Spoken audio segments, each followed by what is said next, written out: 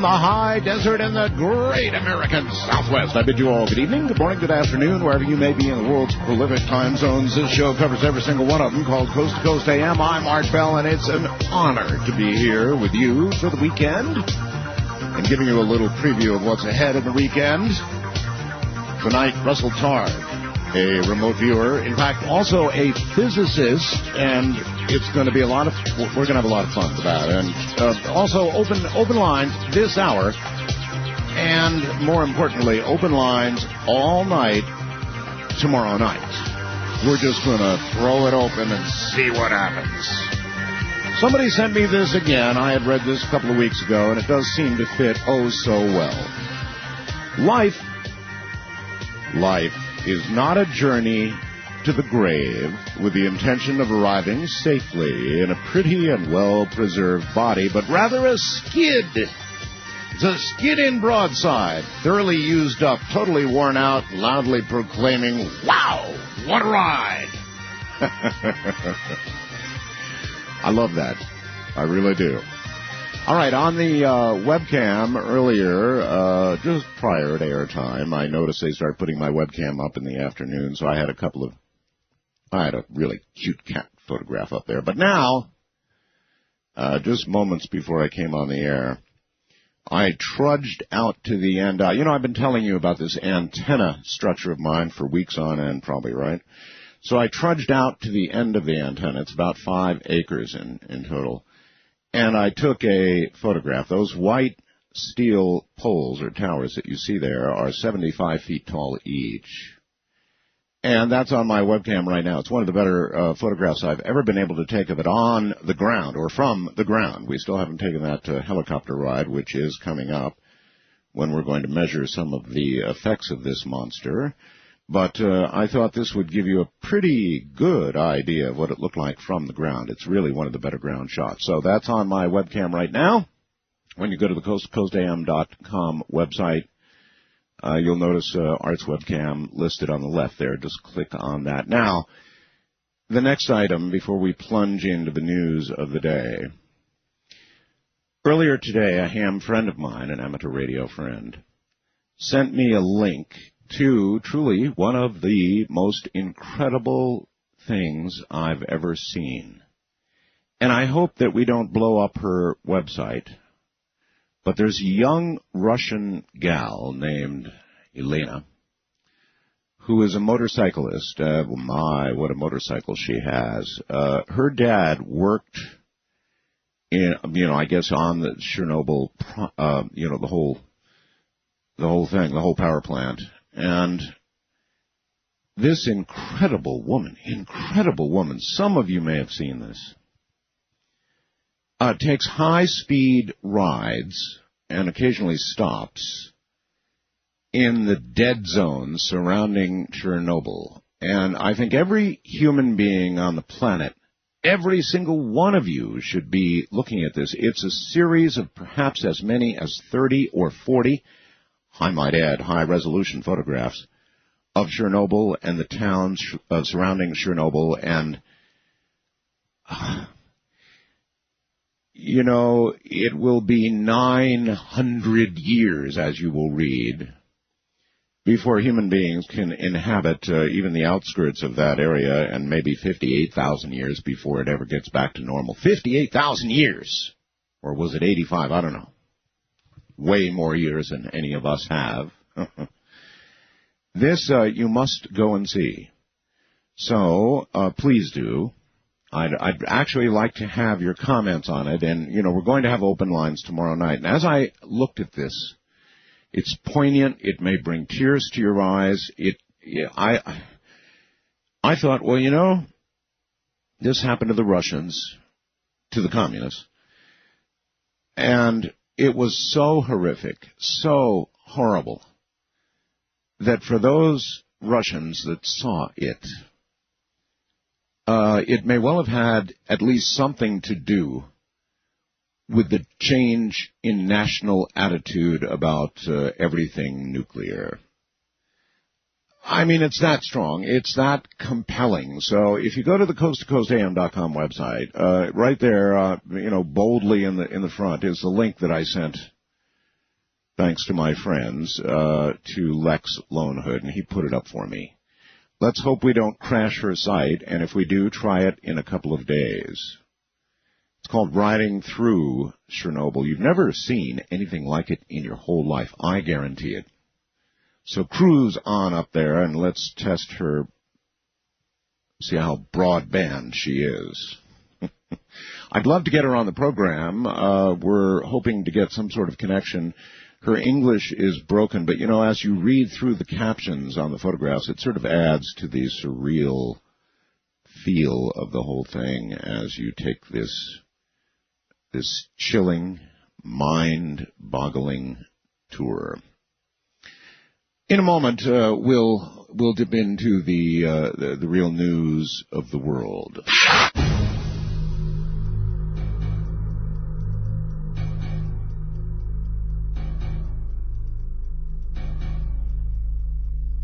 Well, the Riding Through Chernobyl website appears to have crashed. That took about 3 minutes.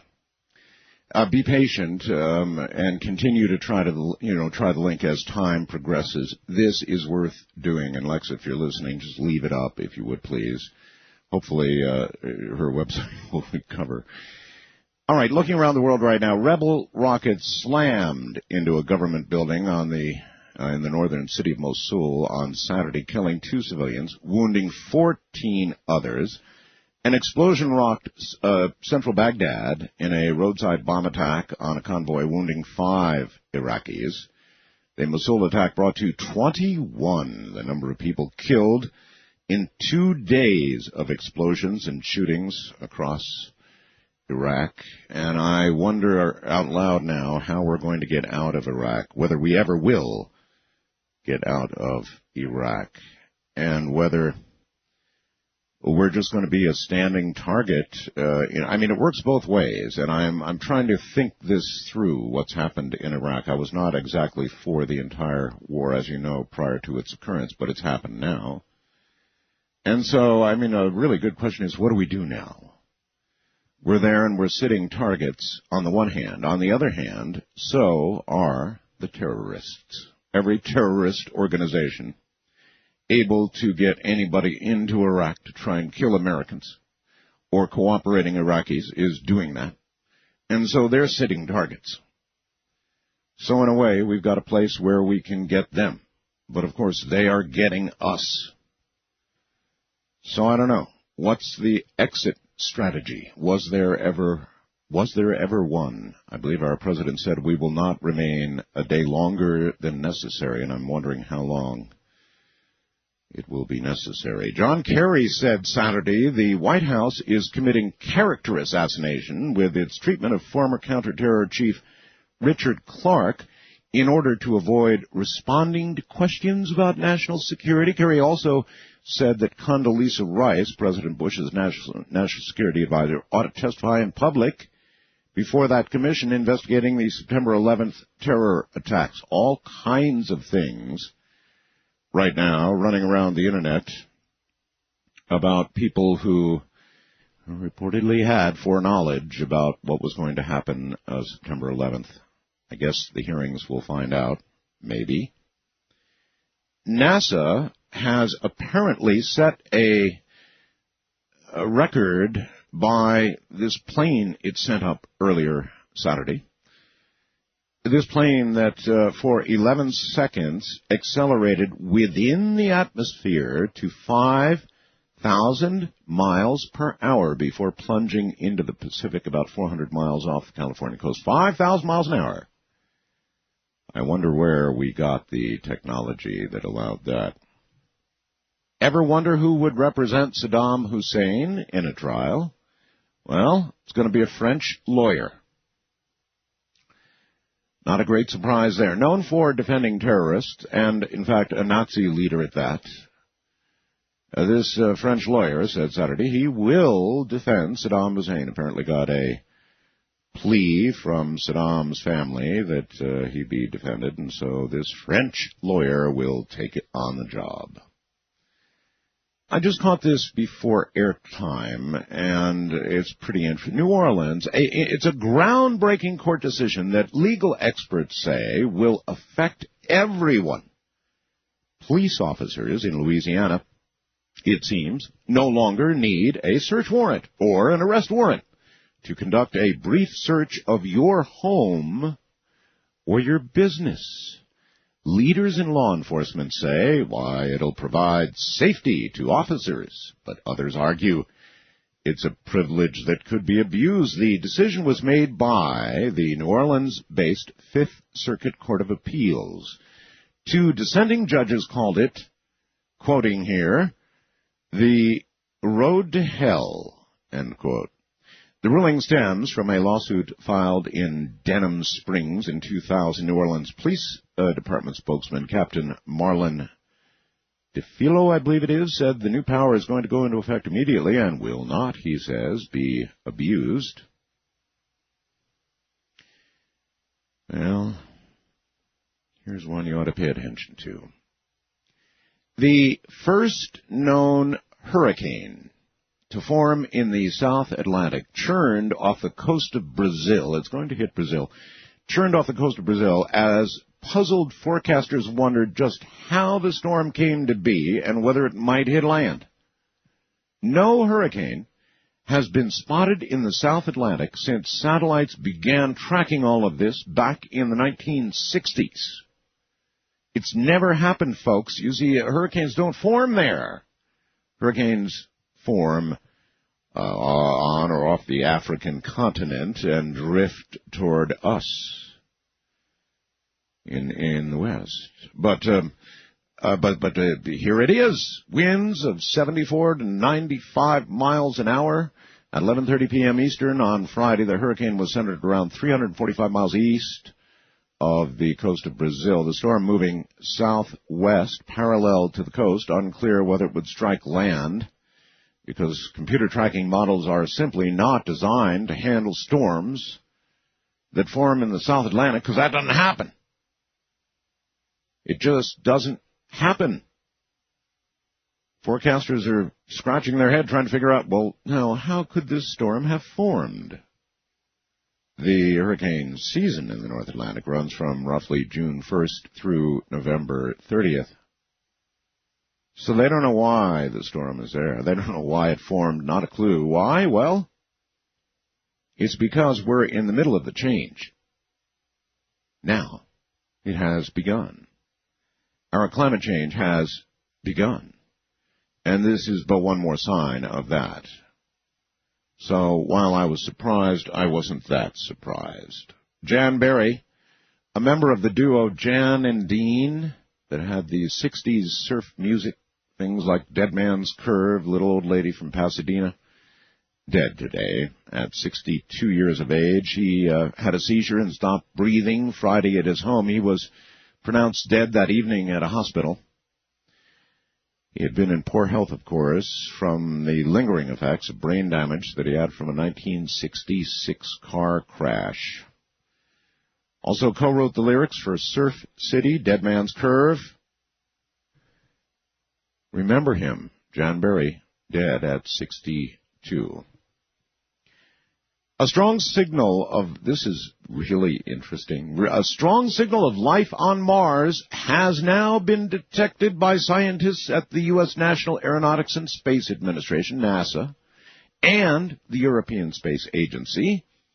Each group has independently discovered tantalizing evidence of, get this, folks, methane in the Martian atmosphere. Methane is a waste product of living organisms here on Earth.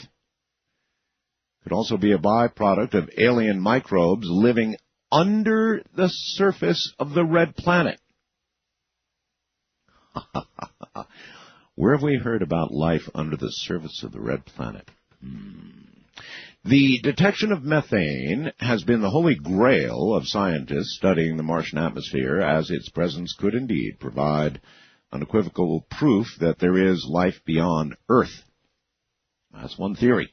Neither NASA nor the European Space Agency has publicly announced any of these findings yet, but specialists who have seen the data believe the discovery is genuine, although they are unsure of what it means in confirming the presence of life. And then this is worth considering.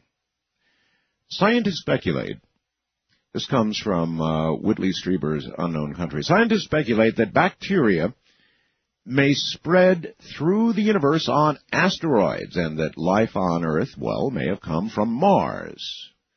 Now they've discovered quite the opposite, that life on Mars may have come from the Earth and during the last 30 years. In New Scientist, David L. Chandler quotes NASA's Andrew Schurgner saying, I quote, I believe there is life on Mars, and it's unequivocally there because we sent it. He says that of all the space probes sent to Mars, only the 2 Viking craft in 1976 were sterilized, a procedure which is routinely now done. He thinks some Earth bacteria may still be living on Mars. We now know that salt water existed for a very long time on the surface of Mars, and some life could survive there still. But could it be from Earth? They're probably not going to survive in 200 Kelvin conditions and in sulfuric acid, said Jeff Cargill of the U.S. Geological Survey. Maybe they could, and maybe we've just done a terrible thing. So that's pretty interesting. In other words, they're suggesting that until the most recent rovers, which we said every other spacecraft, they never bothered to sterilize before sending it. And the life that we find there may be ours. It's always going to confuse the issue, I suppose, eh? And now, we are about to go to open lines at the bottom of the hour, so be sure, and when you hear the phone numbers play, they are a little different on the weekend, by the way. Make note of them. And tomorrow night, as I mentioned, open lines all night long. Oh, now look at what they've developed. And NASA, once again, right in the middle of it. NASA hears words not yet spoken is the headline. This is NASA. NASA has developed a computer program that comes close to reading thoughts which you have not yet spoken. How are they going to do that? Well, they do it by analyzing nerve commands to your throat. In other words, you need not actually speak the words. The words can be retrieved by a computer before they even reach your lips. Now, how many times do you, think about something upon meeting somebody, have a fleeting, fast thought? You know, we all have first reactions to people, or bosses, or friends, or, mates in life. Keep that damn machine away from me. Anyway, this machine would have application, of course, to perhaps help the handicapped, because their thoughts cannot be articulated as the rest of us would. So I guess all they would need to do is think of it and begin to mentally form the words, and out they come. Remarkable. They simply put sensors under the chin and then one on each side of your Adam's apple. And somehow they are able to cause, or your brain will then, so of course, send commands to speech organs, but even before those commands are executed by the mouth, this machine would pick them up. So, now let's think about this. How many times in your life have you had something that you were about to say right on the very tip of your tongue, but you held it back, therefore saving yourself some terrible embarrassment or possible even further trouble? Heck, as a talk show host, it's happened to me a lot. Lordy, what if there was a machine like that hooked up to me and then modulated out to the air, and things that I was thinking as I was talking to a caller or a guest or simply doing a monologue came rolling out without my specific permission. Well, they've got the technology. So how about it? You up for having a couple of electrodes hooked up to your Adam's apple? Maybe your chin? Imagine a world where thoughts came tumbling out. It's a little like remote viewing, only, I guess, a little more precise. Thoughts just came tumbling right out of a computer before you ever said them. Imagine that. Imagine a lot of things. That's what we're here to cause you to do in the nighttime. From the high desert, this, it sure does, is Coast to Coast AM.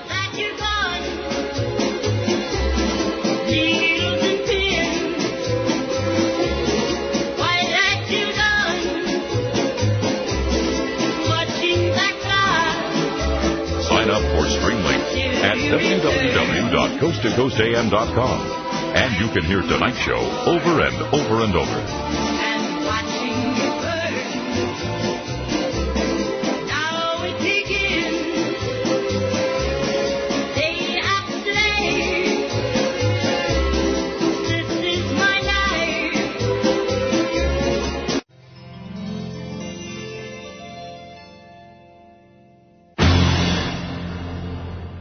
Be it sight, sound, smell or touch, there's something inside that we need so much. The sight of a touch or the scent of a sound or the strength of an oak with roots deep in the ground. The wonder of flowers to be covered and then to burst up through tarmac to the sun again.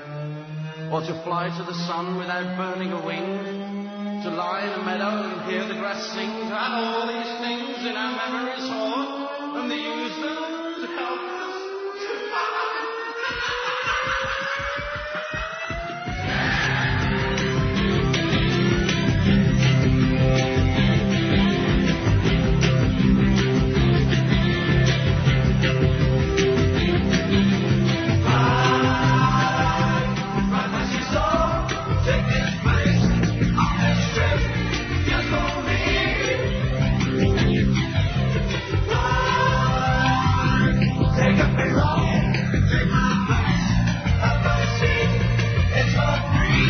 Want to take a ride? To talk with Art Bell, call the wildcard line at area code 775-727-1295. The first-time caller line is area code 775-727-1222. To talk with Art Bell from east of the Rockies, call toll-free 800-825-5033. From west of the Rockies, call 800-618-8255. International callers may reach Art by calling your in-country Sprint access number, pressing option 5, and dialing toll-free 800-893-0903. From coast to coast and worldwide on the Internet, this is Coast to Coast AM with Art Bell. It is indeed. I just noticed that, the scream when this song at the beginning comes to the crescendo, that incredible scream, it actually sounds like it was done, if I didn't know better, I said, hey, that was a Dean political scream. Next time you hear it, listen very well. Maybe I can bring it back up here. I'm not sure if I can, but I'm going to give it a try here. Let's see if we can bring it up underneath. And it's the crescendo. This is, of course, Moody Blues. Now, listen very carefully when we get to the crescendo moment and see if that doesn't remind you, bring back to mind the Dean scream. The wonder of flowers to be covered and then to burst up through tarmac to the sun again. Or to fly to the sun without burning a wing. To lie in a meadow and hear the grass sing. To have all these things in our memories hoard and to use them to help us.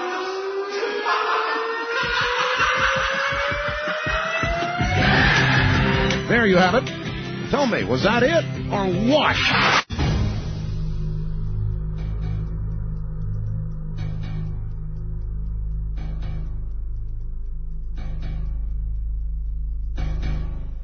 Well, all right then, as promised, here we go. First time caller line, you are on the air. Good evening. Hello, Art. Hello, sir. Me? Yes, that's you. Okay, this is Orville. I'm calling from Miami, Florida. I listen to you on WIOD. Yeah, what the big monster there, yes. Oh, yes, it is. I went on your website before the show started about 2 hours ago and saw the link to Elena's webpage and read all 27 chapters, and that is amazing. It is. I mean, she's got stuff in there that you do not see or did not see this was in the news. And if I might inquire, when you had finished the tour, what were your feelings, your emotions? It was, well, a lot of them. The biggest one was that I didn't believe that it could have caused so much damage. Yeah. You know, it hit me so hard that I wondered, if the communists, after experiencing that, and until, we've had this kind of a tour available on the website, right, and we wouldn't know, and just as you didn't know, but they really experienced it, and to see that, it might change one's entire way of thinking. I don't care, communist or Republican or who and what you are. You've seen that. Yes, I agree with you. It makes you wonder what the people, if the people at 3 Mile Island saw that, what they would have done. I don't know, but everybody should see it. Everybody. Yes. So, I hope the poor lady... Well, it is back up now, because I just went in and looked at page 1. All right. But then I dropped back off, because I've already seen all 27 pages. Oh, excellent news. All right. And I did a good thing, I hope. I sent the webmaster about, let's see, I'm on the Eastern time zone, so about 4 o'clock this afternoon, I think it was. Maybe it was a little later. I sent the webmaster a note telling him to expect lots of hits tonight. And he replied saying thank you and asked me why, and then I told him. Well, I hope some of you out there will write to Elena, and if you can find a way. And yes. I want her as a guest. I want to talk to her. Her broken English, in a way, it makes the whole thing more surreal as you read the way she has written everything. Right. Well, I asked the webmaster, if somebody, and I even sent it to the customer service at Angel Fire there, if someone could convince her to post her email address. Somebody at Angel Fire ought to hear this and grant her a little more bandwidth. Right. Right. She deserves it. All right. Thank you so very much. Yes. The whole thing will be one of the most chilling, thoughtful experiences you've ever had. This is something we did. And by we, I mean this is something that human beings did to themselves, communist or not. Doesn't matter, and it's going to make you very thoughtful about how and whether we should handle nuclear energy. And I'm not suggesting that it's not productive, but this site will not be suggestive, but will indeed show you what the dangers are, and they're beyond description. Wildcard line, you're on the air. Hi. Art. Yes. Matt from Tampa. Hey, buddy. How you doing? Good. Okay, first off, on behalf of all the security guards working nights, thank you for keeping it interesting. You're very welcome. It must be kind of a lonely, quiet, generally thankless job. It is, but for the people that choose this line of work, it's great. Yes. You don't. In this business, you don't have to be a people person necessarily. Well, as I once told another security guard on the air, you guys are on the front line of everything. I mean, in every horror show I've ever seen, the security guard, the film starts out, there's a security guard walking around with a key, doing his normal thing, and before you know it, he's shredded. Yeah, the first Die Hard movie. Absolutely. But anyway, what I want to talk to you about is this hurricane off of Brazil. Oh, yes. Now, I've read Superstorm probably about half a dozen times. Really? Yeah, I love the book. Uh-huh. I think the reason it's there is the Gulf Stream has already indeed shut down. Yes. And all the warm water is stuck south of the equator. Well, I'm not sure that it shut down, but all of these things that we're getting now, the extinctions, the changes in our weather patterns, hurricanes developing where they have not ever in our recorded history done so before. These are all indications of the change that's underway right now. Whether or not the Gulf Stream has stopped, I'd have no way of knowing. I sort of doubt it, but there is a change, a massive, profound change underway, and it's already begun. Mm-hmm. It's already started. So we'll see it unfold. Now, as you know, on May 28th, the movie, based in part on our book, is coming out nationally. I can't wait. I'm looking forward to it. It's called The Day After Tomorrow. Yep. Have a great night, sir, and take care. Yes, a hurricane developing where one ought not be. Well, that simply means that conditions that will breed hurricanes, conditions normally confined to somewhere off the coast of Africa, have to some degree shifted, and there are now conditions present in a place where they were not previously present over a great deal of ocean. Now, how could that have happened? Well, quite obviously, the change is underway. East of the Rockies, you're on the air. Good morning, actually, I guess, back there. Hi. Good morning, Art. How you doing? Okay. Calling from WLAP, Lexington, Kentucky. All right. My name's Ken. I've got a question. I went on the Internet the other night just out of curiosity and was looking up icebergs and was just seeing how long that they exist. And they, I guess, roughly a year, and they travel great distances. And I think Darwin said that sometimes the icebergs literally take rocks and soil and plants and travel them to another continent and deposit them. Oh, yes, indeed. Mm-hmm. Okay, so in that theory, in that line of thought, I was going to ask you if you might know any cryptozoology people who are trying to correlate icebergs with sea monster type sightings, deep sea, or even the lake monster, like Champ and Ogopogo. So your theory being that when the iceberg calves, the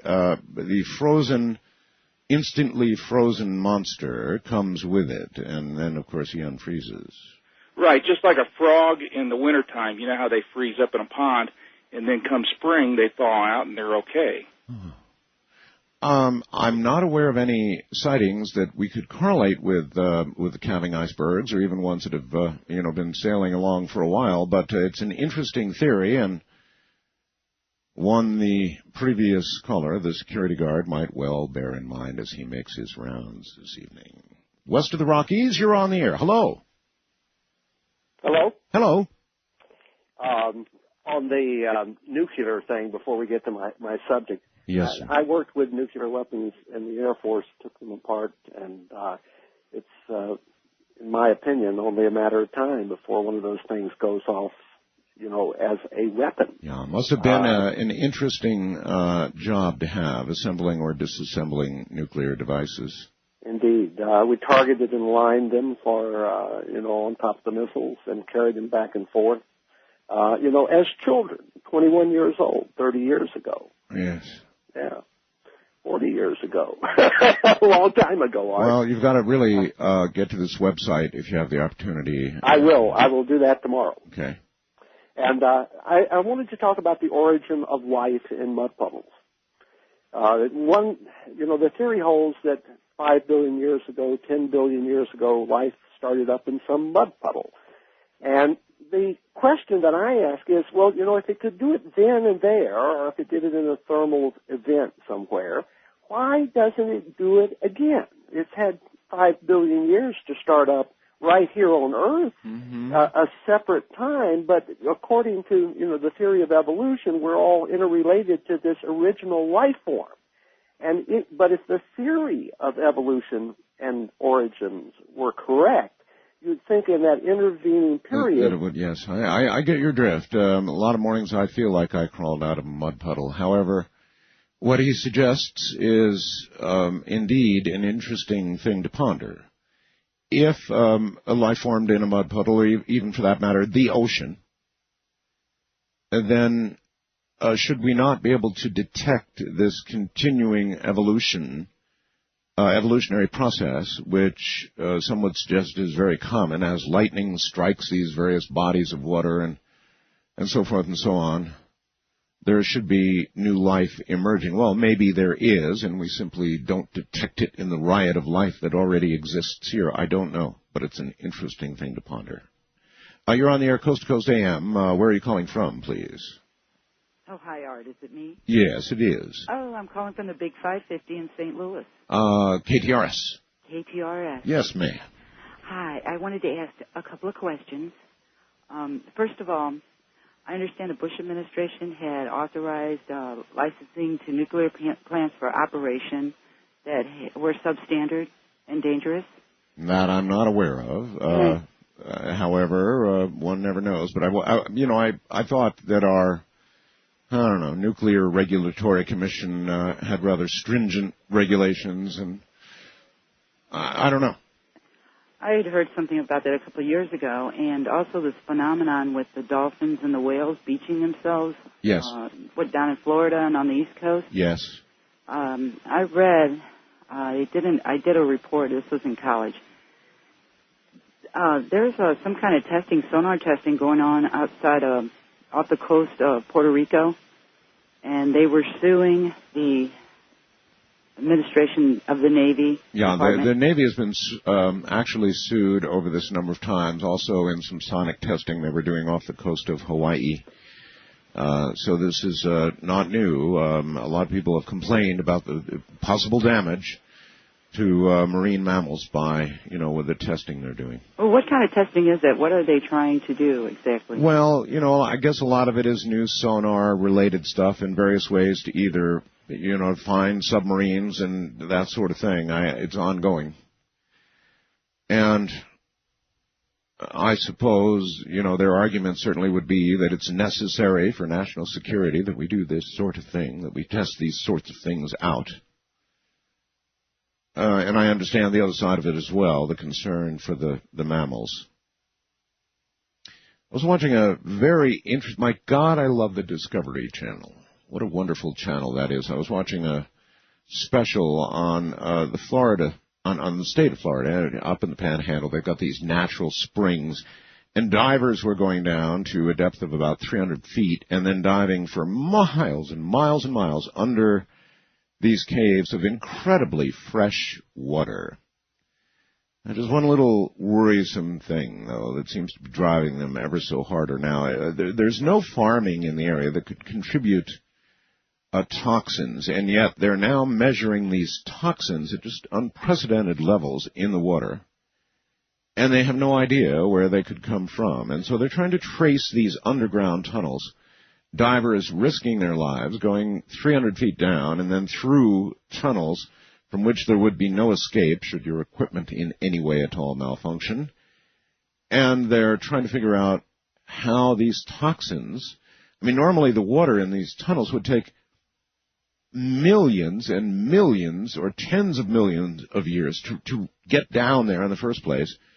And it's clean, but it's got these toxins. Well, the mystery is, where are they coming from? And I suppose, what effect are they having? West of the Rockies, you're on the air. Hello. Hi, Art. Yes. Yes, this is Steve. I'm in Hesperia, California. Oh, yes, Steve. And you are obviously on a cell phone. Right? Just getting home. No, Steve. I said you're on a cell phone. Yes, I said correct. Yes, okay. And anyways, I was calling to tell you about a time when me, my wife, and my father were, I was living in Lucerne Valley. I'm sure you know where that is. I do.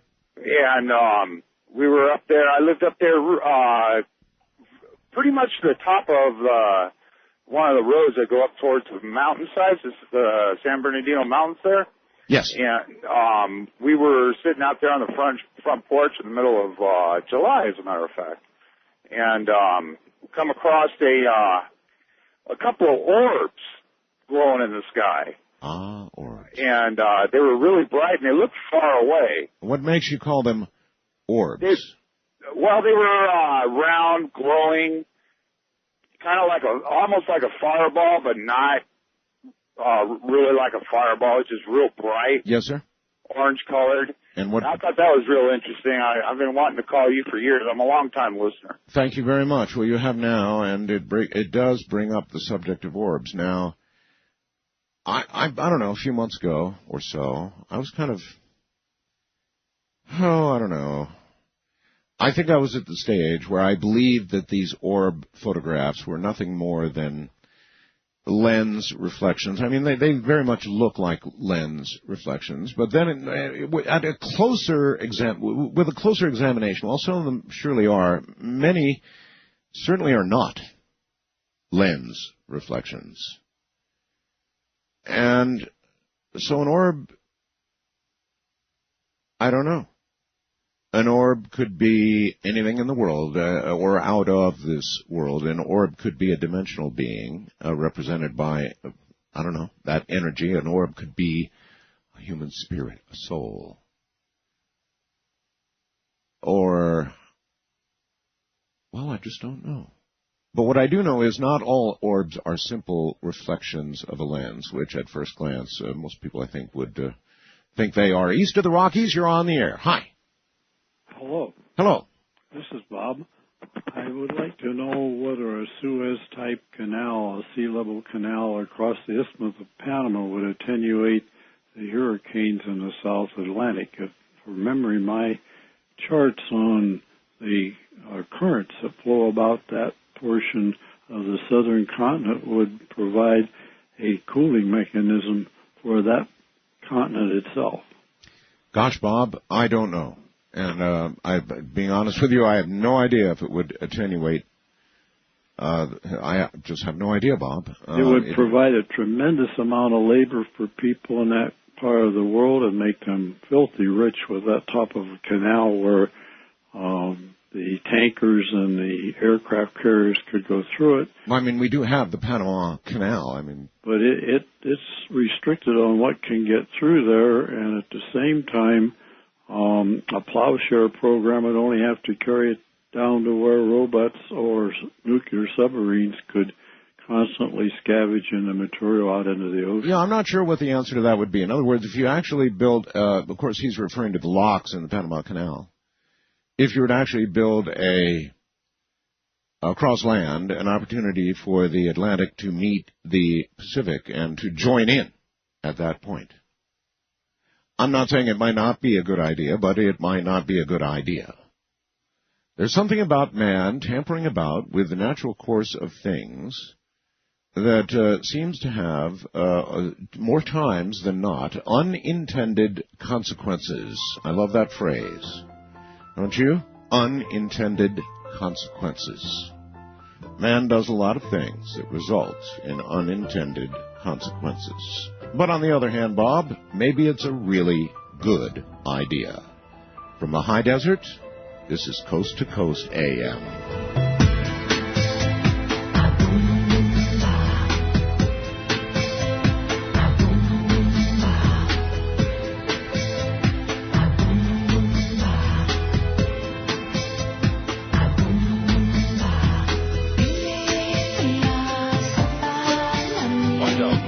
Tonight's guest. Log on to coasttocoastam.com.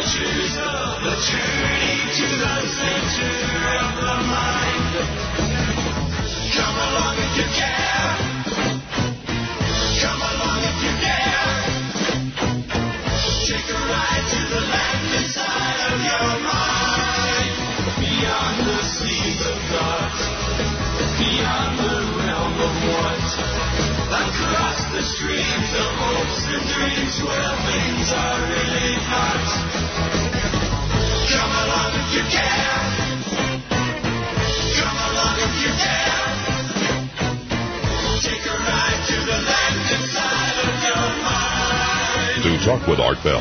Call the Wildcard line at area code 775-727-1295. The first-time caller line is area code 775-727-1222. To talk with Art Bell from east of the Rockies, call toll-free at 800-825-5033. From west of the Rockies, call Art at 800-618-8255. International callers may reach Art Bell by calling your in-country Sprint access number, pressing option 5. And dialing toll-free 800-893-0903. From coast to coast and worldwide on the Internet, this is Coast to Coast AM with Art Bell. A journey to the center of the mind, indeed. Good morning. Russell Targ is a physicist and an author. He was a pioneer in the development of the laser and laser applications. That's hardware, folks. Was co-founder of the previously secret Stanford Research Institute's investigation into psychic abilities in the 1970s and 80s. His work in this new area called remote viewing, very familiar, certainly to the listeners of this program, was published in Nature. The Proceedings of the Institute of Electrical and Electronics Engineers, IEEE, and the Proceedings of the American Association for the Advancement of Science. Mr. Targ did graduate work in physics at Columbia University, is co-author of 6 books dealing with the scientific investigation of psychic abilities, so he should have many a story. In 1997, Targ retired from Lockheed Martin Missiles and Space Company as a senior staff scientist, where he developed airborne laser systems for the detection of wind shear.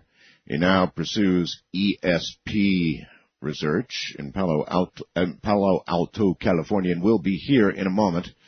It should indeed be a journey to the center of the mind.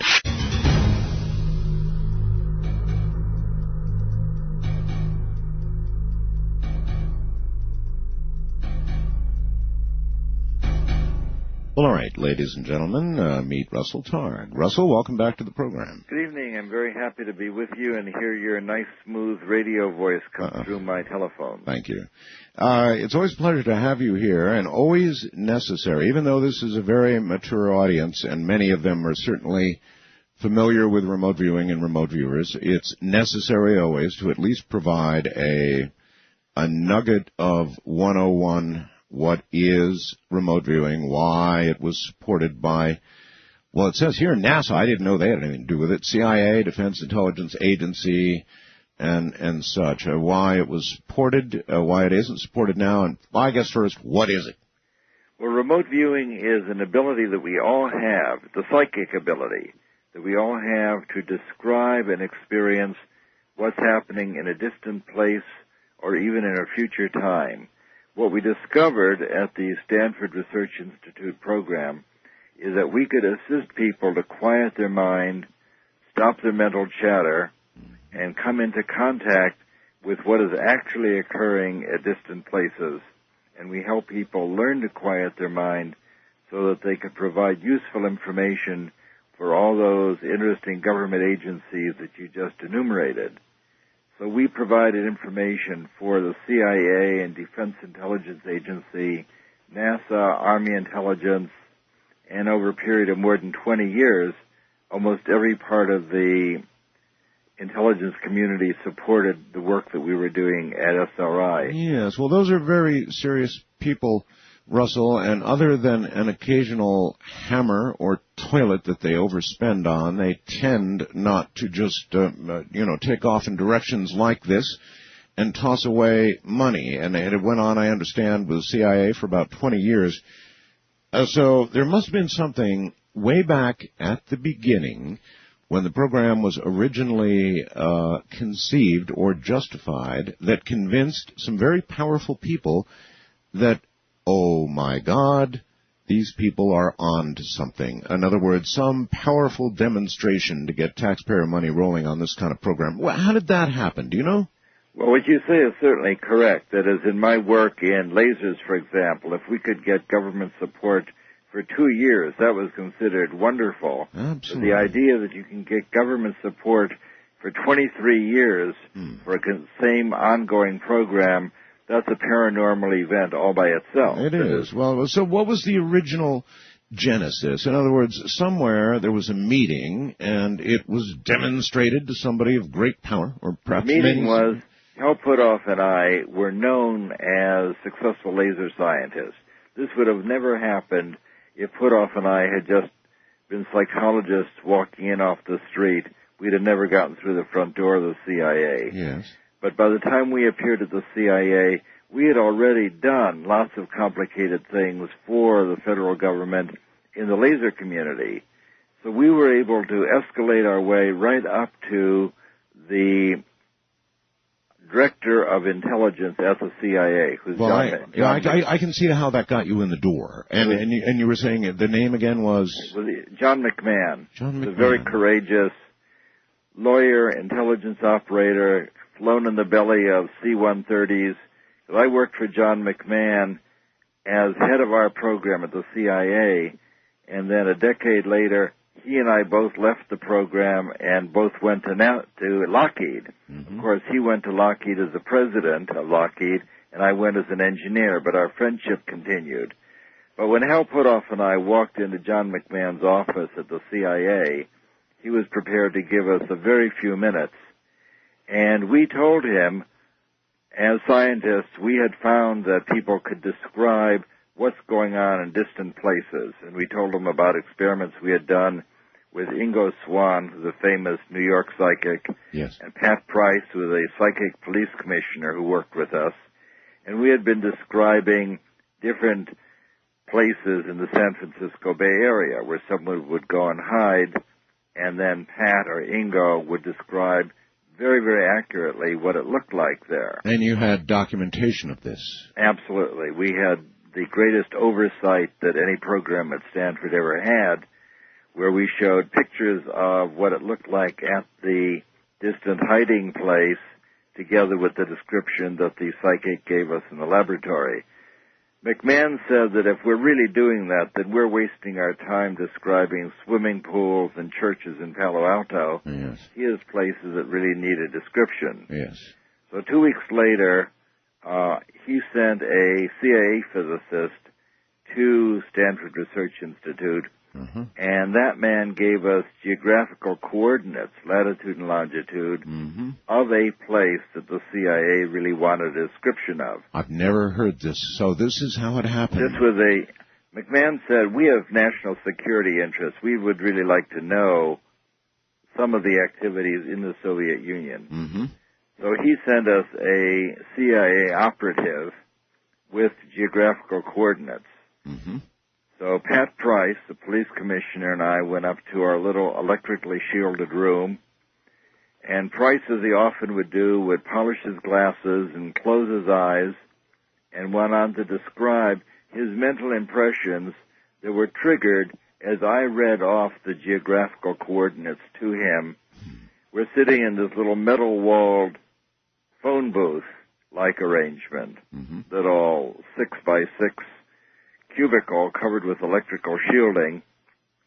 Price closed his eyes and said that he is psychically lying on the top of a building, and he said the sunshine feels good on his body, but as he lies there in the sunshine, an enormous crane is rolling back and forth over him. He said this is the biggest crane he'd ever seen. This is all psychic perception. He said his crane is so big it has wheels on one side of the building and wheels on the other side. That he never saw anything like this. He wants to draw it. And he then made a drawing of what he called a gantry crane, uh-huh, a giant A-frame crane with 8 wheels running on tracks on either side of the building. And he made quite a good-looking three-dimensional drawing of that. All right, so this man was seeing this from the perspective of lying on the building, looking up at the crane with it literally rolling over him. That's what he said. That was his experience. Okay. Now, the interesting aspect of remote viewing that makes it so useful is that once you've made contact with a target site, you have mobility at the target so that he could then pull back and describe what this thing looks like from various perspectives. So we climbed out of our little booth and went down to a secure safe because a CIA man had a satellite photograph. This is in the 70s, where satellite photography was top secret. Mm-hmm. So we went into the secure facility at SRI, and they unrolled this big drawing, and sure enough, in the middle of the drawing was a gantry crane, just like Price described. Yeah, that'd do it. So people were very shocked at this. Do you know what, in fact, the target was? Well, the target was this facility at Semipalatinsk in the Soviet Union, and they wanted to know what was going on there. So the thing that we were told is what they always say is, well, you described very accurately what we already knew was there. You're looking at the right place. Can you tell me about what they're building inside that building, which nobody in the Western world knows? Yes. Now, of course, we could give a perfect description of that, and we would never get feedback. But we went back into our room, and Pat Price described that they were fabricating a big steel sphere, 60 feet in diameter, and they were trying to weld it together out of orange peel-shaped slices. They're trying to build this big 60-foot sphere, and he drew how they were trying to weld it together. Yes. Well, 2 years later, unfortunately, Price died, and the Russians finally rolled the big sphere out of the building where it was being constructed so that our satellite photography could verify that Price had exactly described what they were building, and it was concluded by the CIA that the Russians were building a particle beam weapon for the purpose of shooting down the satellites of America that were taking these pictures. And we then wound up before the House Committee on Intelligence Oversight because Congress was concerned that there was some kind of security leak because no one else in the Western world had this information. That's astounding. That's astounding. So they wanted to know, how did a bunch of crazy psychics in California have this information about a particle beam weapon and nobody else knew about it? Understood. And so you, the result of that is that our friends from the Defense Intelligence Agency and the CIA came and said, no, indeed, there was no security leak. These people provided information to us over the past 2 years, and we got to stand just where our late great president Clinton stood in the well of the House of Representatives, and we were defending our program the way he was defending his presidency. But we prevailed, and they told us to press on, and we pressed on for another 20 years. Well, I believe now, for the first time, the American people are hearing how it really began. That's a pretty darn impressive beginning. So we provided what looked like a three-dimensional mechanical drawing picture of something that was going on in the Soviet Union that nobody else knew about. That would do it. And I should say that we describe how that all happened in my brand new book called Limitless Mind. We describe a lot of stories for the first time. This is the first book I've written by myself, so I don't have a well-behaved author, co-author, to hold me back. I talk about stuff we did with the FBI and the CIA and some of our war stories. Do you think you went too far? No, this has to be told now. See, you have good friends like Michio Kaku out there who says there is no ESP, it's all some kind of mistake. And on the other hand, we're providing information to the CIA and the DIA for 2 decades. One day it would be fun to be on your show with Professor Kaku and talk about the data. Yeah, it's interesting. I got an email from somebody who knew you were going to be on and writes, hello, Mr. Bell. I've been a long-time listener. It's really nice to hear your voice again on the weekends. George Norrie is doing an excellent job as well. Since you have a physicist, Russell Targ, on your show tonight, I thought perhaps you could get his views on the sudden interest by mainstream science on the whole cold fusion debate. Again, apparently the Department of Energy is going to review its original 1989 conclusions, and it may be real. Since you're a physicist, why, I wonder if you've heard anything about that at all. Yes. Oh, you have? It's not actually cold fusion. It's a kind of ultrasonic experiment where they create tiny bubbles under very high pressure, and as these tiny bubbles explode under high pressure, it's as though you have a fusion-type reaction occurring that give off neutrons and radioactivity. So it looks more believable than the previous cold fusion that had been reported 10 years ago. But still a relative of that, no doubt. That's right. Okay. But it's getting more. It's more reproducible than the initial cold fusion, which involved electrolysis of palladium. Well, Russell, I mentioned the first hour to you before you came on the air. You hadn't heard it because you were doing something else. But on our website, Coast to Coast AM, we've got this incredible thing.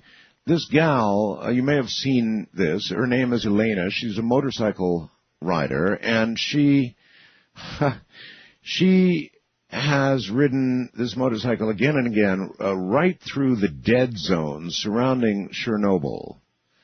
And it's something that I want to come back to with you, the whole Chernobyl thing. Well, I'm a motorcycle rider also, so I'll be happy to talk to you about that. Oh, well, this you should take this tour. It's going to take you a little while, so perhaps now after the program.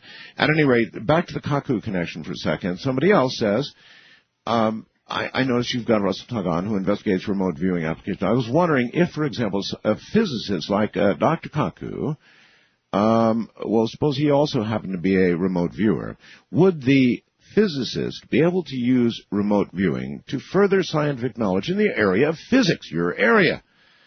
And what about other scientific disciplines? But keeping it to physics for a moment, Russell, would there be something that was some application for remote viewing and physics? Well, I'm always happy to tell you when I don't know the answer to something. Mm-hmm.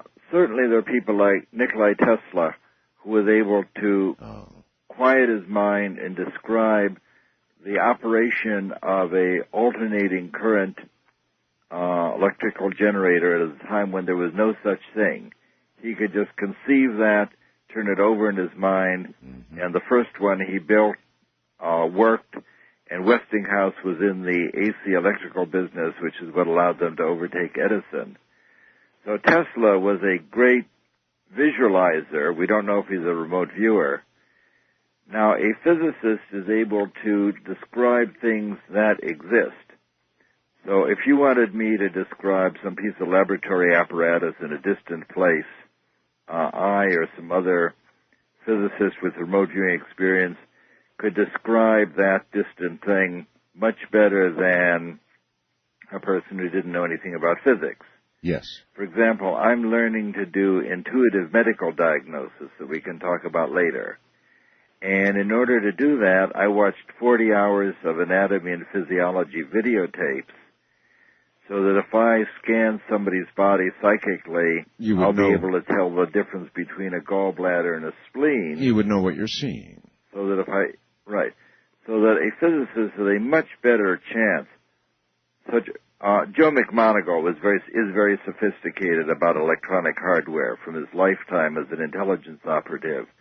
So he can describe radar equipment and microwave equipment and mechanical stuff much better than, say, my dear photographer friend Hella Hammond, who didn't know anything about technology. Does remote viewing, Russell, eclipse time, the present, the future, the past? Does it matter? Can you look at the past as easily as you can what is happening presently and might happen in the future? I would say that for listeners who are going to leave shortly, the most important thing I can tell you is that it's no harder to psychically describe the future than it is to describe the present. The reason that we know psychic abilities are non-local is that we can see into the distance and we can equally well see into the future. And we can talk later about a trip I made to Russia where we had a famous Russian psychic describe what was going on in California 10,000 miles to the west and 2 hours into the future. And the past. What about the past? Is that also accessible? The past is a very tricky issue. All right, hold it right there. We're going to break, and we'll be right back. My guest, Russell Targ. What he does is called remote viewing, and it's real. It, of course, it is real, so it merits your attention. Stay right where you are. Sweet dreams are made of these. Who am I to disagree? I travel the world and the seven seas. Everybody's looking for some.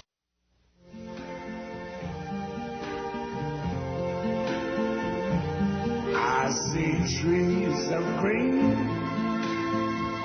red roses too. I see them blue for me and you, and I think to myself, what a wonderful world.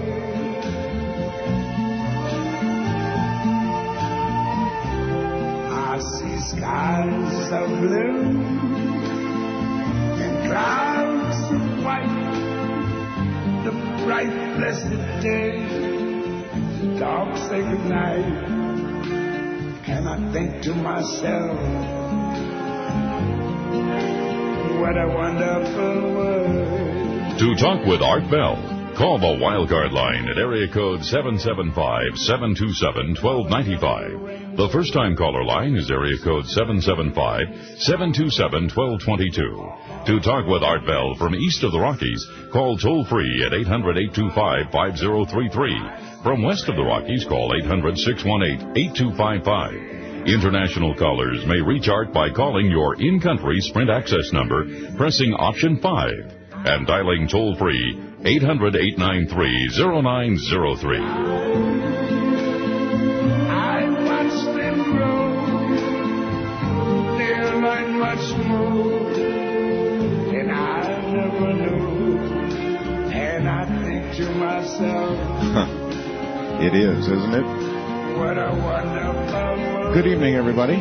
Russell Targ is here. He's a remote viewer, and finally, for the first time in, I guess, first time ever, certainly for me, we found out how remote viewing was born. And after hearing that, it's not hard to imagine why taxpayer dollars began flying into that program. Don't you agree?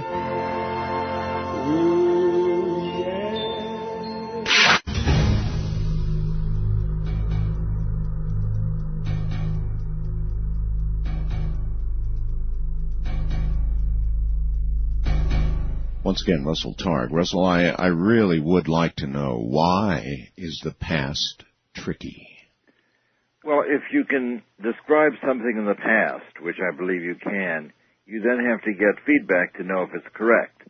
For example, our good friend Stephen Schwartz has written a couple of books called The Secret Vaults of Time and The Alexander Project, where people would describe what it looks like under the desert. What did they have at Roman times buried in the desert? What were they doing there? Mm-hmm. And Hella described what they were doing there, and that you would find a circle of green stones if you dig here in the desert, and that's what they had in this ancient bathhouse 2,000 years ago. So she looked back in time and said there was a bathhouse here, and at that point it sounds like a correct view into the past. They then dug up the desert, and right where she marked it, they found a circle of green stones and what appeared to be a bathhouse.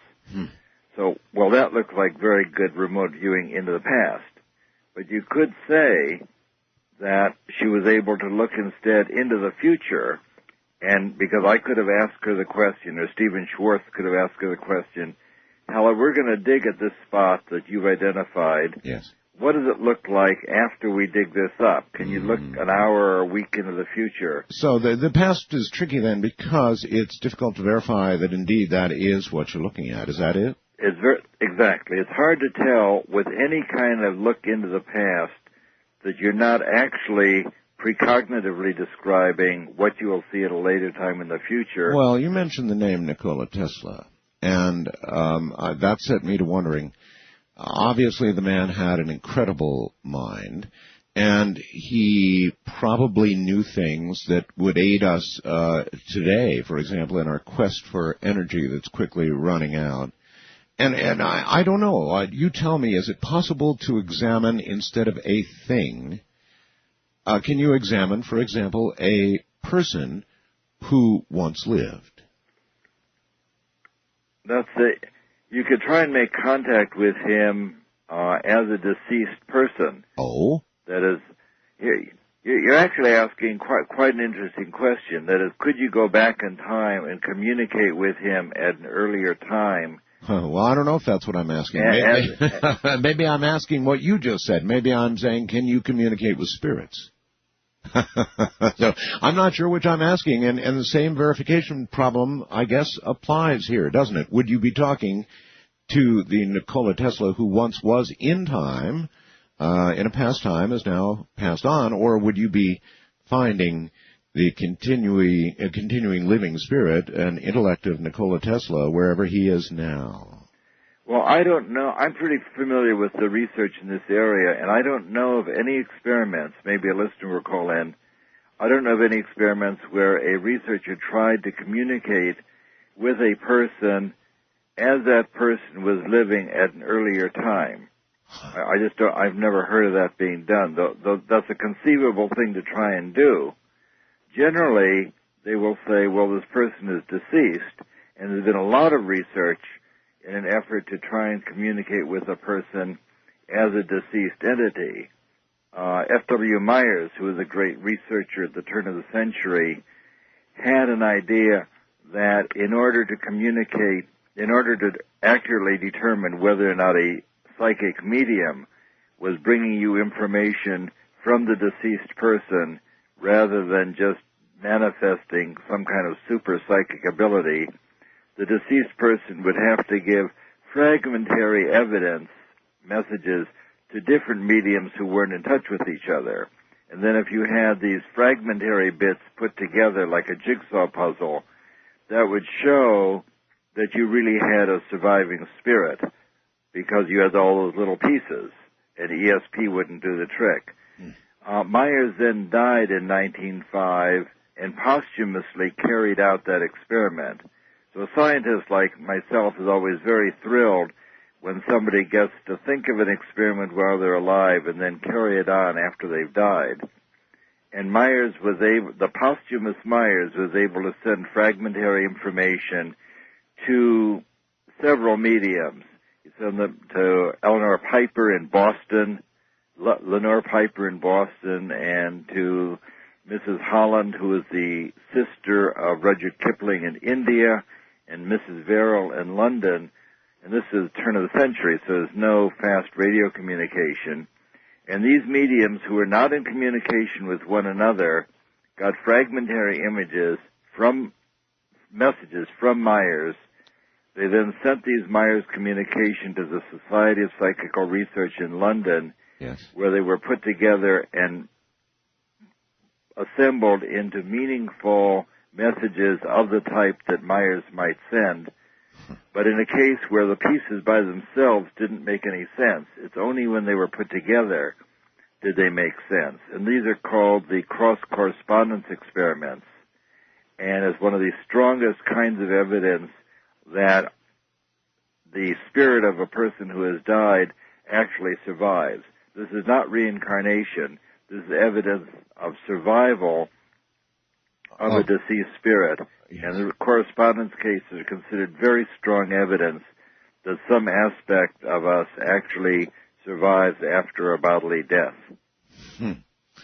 You believe that?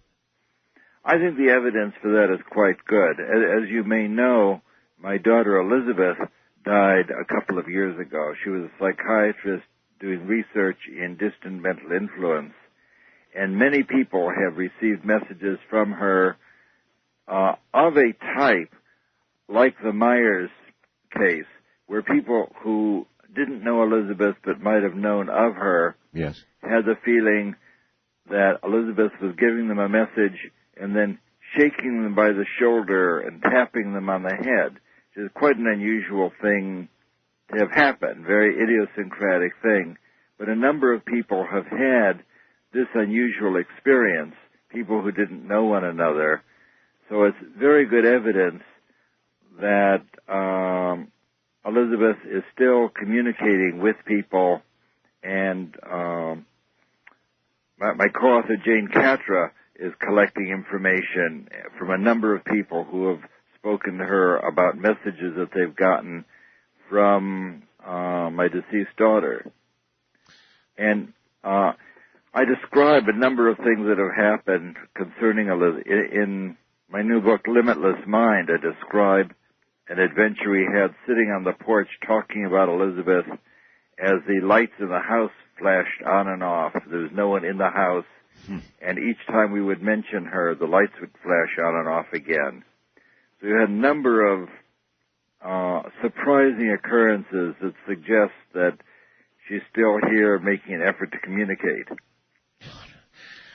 I'm in touch right now with a man, I believe, down in Florida named Tom, who is having a written word conversation. I may even get to him and interview him tomorrow night with what he calls a poltergeist, which is actually writing her name. In this case, the young lady's name is Sarah.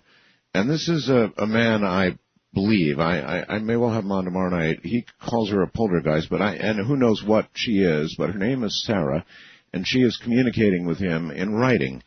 Now, this is the kind of stuff, frankly, Russell, that a lot of people are just going to go, come on, give me a break. This stuff doesn't happen, except it does, Russell. It does happen. Well, as a physicist, of course, I'm most interested in things you can do in the laboratory. The physicists are always looking for evidence. What did you do? Why should I believe you're not making this up? Yes. But I agree with you. The evidence for survival, principally from the work of Ian Stevenson these days, where Stevenson has been writing about memories of children pertaining to their previous lives, where these children remember their previous wives and girlfriends and where they hid money and languages they used to speak. In some cases, they're able to remember who murdered them, so the perpetrator was actually arrested and put to prison. Yes, but all of this seems so fragmentary and unrepeatable for the sake of science. It seems, on the one hand, so real and begs the question of why, of course, this is just an impossible question, Russell, but why we would have previous lives, why we would be incarnated again and again without benefit of experience, except in such a fragmentary, unreliable, wispy way. In other words, why not have full memory? It's an impossible question, so I don't expect you to answer. Well, the memory is really attached to the physical body. The reason that we're interested in remote view, the reason I'm interested in remote viewing 30 years down the line, remote viewing, of course, can be used to find parking places and invest in the stock market. But more than that, its importance is to discover who you really are. That is, once you discover that you're able to expand your awareness in a true sense and experience what's happening beyond your physical body and move into the spaciousness of time and space, it becomes absolutely evident that you couldn't possibly be simply a physical body. Well, many of the doubters out there, Russell, say exactly that. Well, okay, if the guy can remote view and if it's real, then yeah, how about it? Why has he not done well in the stock market? Why has he not used it for financial gain, picked the lottery numbers, I don't know, whatever? Well, of course, we have done that, as you probably know. That is, in the 80s, we were working with an enthusiastic investor, and we're forecasting changes in the silver market. And each week for 9 weeks, we would forecast whether silver is going up a little, up a lot, down a little, down a lot. We were successful in all 9 of our forecasts and made about $120,000, which we split with the investor. That was investigated and wound up on the front page of the Wall Street Journal. And Nova made a film about us called The Case of ESP. So there's no doubt that you can use psychic abilities. I should say have you privately done so? I mean, once you've realized the ability to do that and demonstrated it as you just suggested, gosh, for Nova, you would think that you would have then used it, I don't know, in other commodities markets and made you money, or maybe you have. Well, I would say that I use it when I ride my motorcycle. My vision is quite poor, as you may know. So I've been riding my motorcycle for more than 30 years, and I would say that my psychic ability is a day-to-day asset for me to avoid being killed by a car. Understandable, but again, have you actually used it for personal financial gain? And if you have not, why not? Well, in writing my previous book, our publisher asked Jane Catra and me to demonstrate this remote viewing because we were telling people in detail how to do remote viewing. Yes. And Jane and I forecast silver futures with the help of 2 other people. And even your mild-mannered authors were successful in 11 out of 12 trials. And that's just the 2 of us recently. The probably hard-to-believe answer is that once you become very experienced at quieting your mind and residing in this flow of loving awareness that comes from the quiet mind, then using your quiet mind for forecasting silver futures seemed like an unattractive and boring thing to do. No, I actually do understand that. I really do. But you're saying on the one hand it's possible, but on the other hand, the very nature of putting yourself into a sufficiently receptive state to do all of this takes you away from the material world. Many people have used psychic abilities to make money.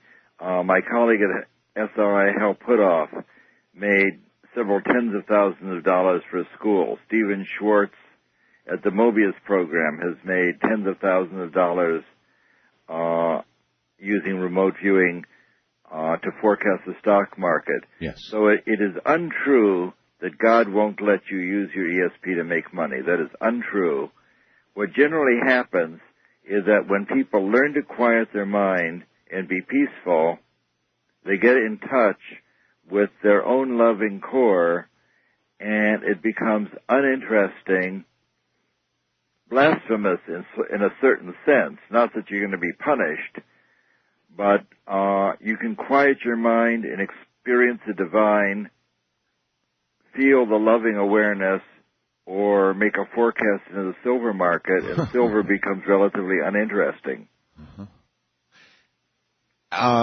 In the course of remote viewing, is there anywhere, Russell, or anything that occurs that makes one completely aware of the fact of a creator?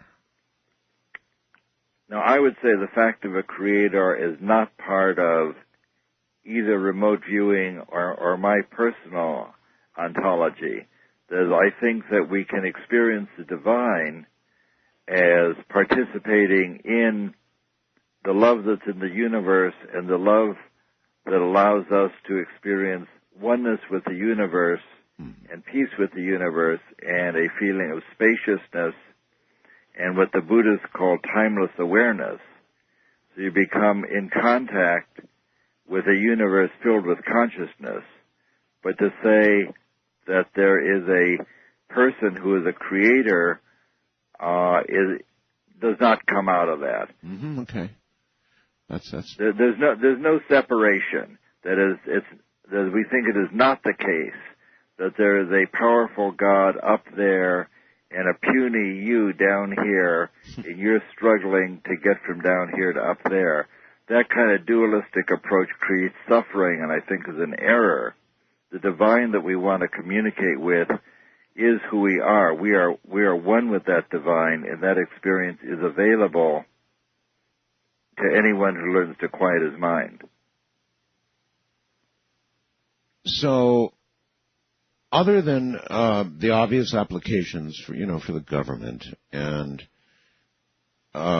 spying, so you could say that I was a psychic spy for the CIA and found God. That I got to sit for 10 years in the dark teaching people to be remote viewers, and as a result of sitting in the dark for 10 years and sharing these experiences, I began to get flashes of the divine, which is another aspect of this experience that's available.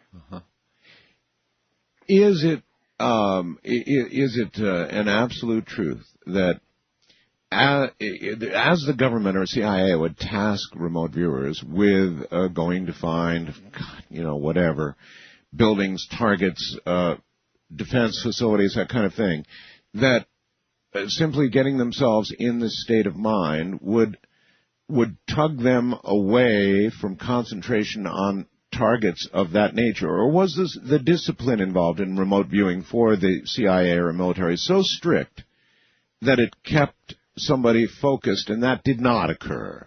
Remote viewers are very disciplined. Remote viewing is a capability that is a mixture of your analytic paying attention and your surrender to the fragmentary images. So that if you ask me to describe a particular distant place, I have no problem doing that. The remote viewers are very disciplined, capable people who are able to describe distant things and future things and are not pulled away into the divine if that's not what they're trying to do. In other words, you can actually be disciplined to pass on by the divine for the nuts and bolts of the machine you're looking for. That was it. Hold on, Russell. We're at the top of the hour.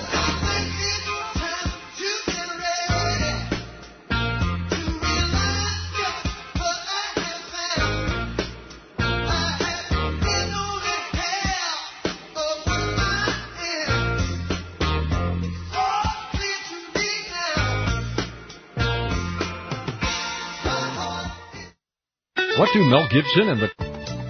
He's got this dream about buying some land. He's gonna give up the booze and the one-night stands, and then he'll settle down in some quiet little town and forget about everything. But you know he'll always keep moving. You know he's never gonna stop moving, 'cause he's rolling.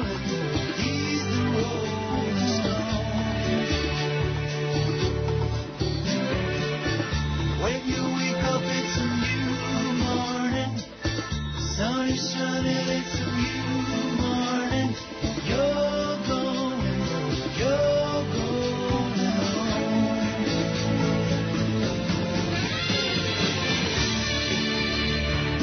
To talk with Art Bell, call the Wildcard line at area code 775-727-1295.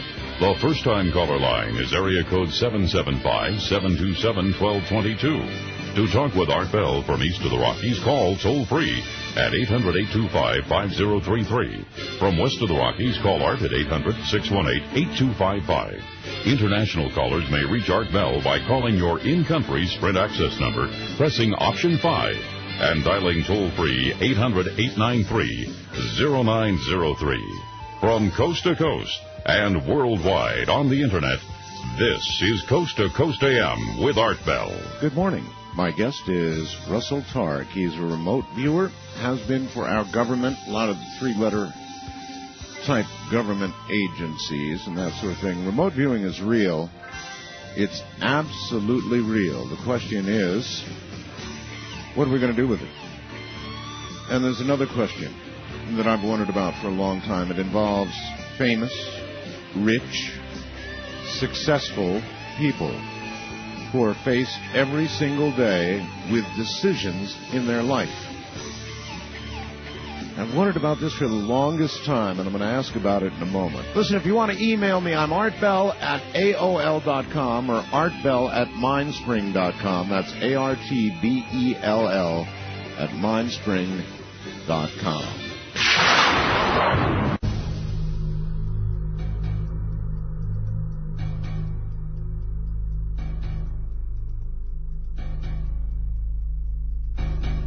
Well, now you've heard just a small part of how remote viewing got started, what Russell Targ does, a little bit of how he does it. I mean, here's something I've really always wondered about, and I'm sure many of you have, haven't you?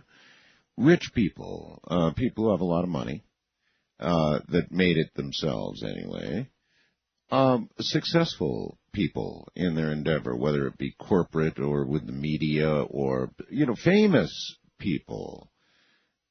People who have achieved in one arena or another, it really doesn't matter. They're like all other people. Perhaps with one exception. I mean, we are all faced with decisions in life. Life is nothing but one constant branch of decisions. Do I go to the right or do I go to the left? Do I do this or do I do that? It's all one decision after the other. And is it not possible that these rich, successful, well-known, whatever, that these people are simply, to a very lesser, less disciplined way, remote viewing and basing the decisions they make in life on having quieted their mind and looking at these decisions in a considered way. And so, I mean, you say, God, he's so lucky. Well, maybe he wasn't lucky. Maybe he was looking at what might be in every time he had a decision to make and making the right decision based on a sort of non-disciplined sort of remote viewing. You ever wonder about that, Russell? Your consideration is exactly correct. You'll be happy to know Douglas Dean, who is one of the great psychical researchers in the 60s, 70s, and 80s, whose big accomplishment was to get the Parapsychology Association into the American Association for the Advancement of Science. Douglas Dean asked the exact same question you're asking and answered it by going to a meeting of the Young Presidents of America. There's a annual banquet where you have 500 young presidents of corporations, and he gave all the presidents a simple ESP test with a punch board where they had to make 64 guesses as to whether it would be an odd number or an even number on their punch board. And what he found highly statistically significant results that the presidents of companies who were making money and growing showed significantly positive ESP. That is, they got significantly more correct answers than you would expect. And the presidents of companies that were failing and going out of business got significantly fewer correct answers than you would expect. That is to say, the guys who were going out of business used their ESP to determine the correct answer and would then do something different. That's remarkable. This is a published paper by Douglas Dean in the, I would say, 1965. Well, that's fascinating. Famous experiment. I expected an interesting opinion from you, but not a fact. And you hit me with Douglas a fact. Dean published a book called Executive ESP. Yes. Talking about how it is that executives use their psychic ability in their work. And they can enhance their decision-making by whatever ESP comes their way.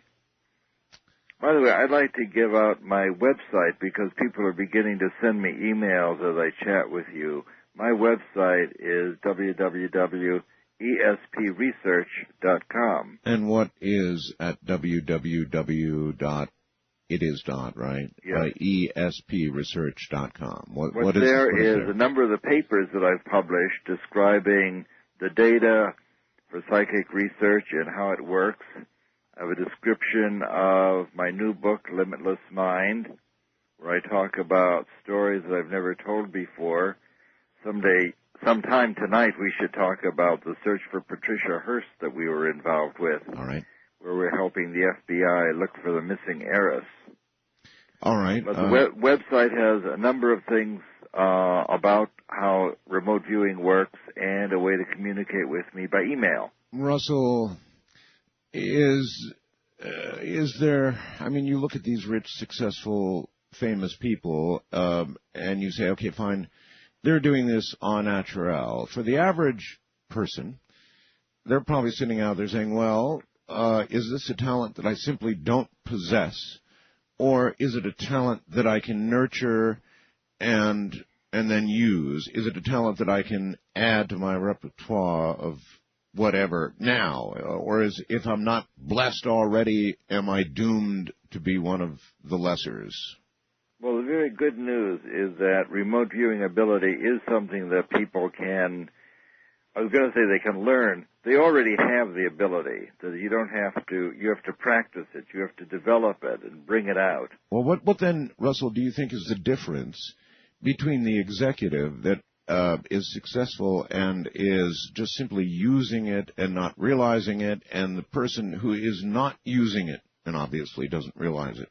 The more successful an executive is, the more ESP he's using. Got that, but I mean... For example, if the executive is waiting for all the answers before he makes a decision, well, that's something that the mail clerk could do. If you give the mail clerk every answer, then he can make a decision.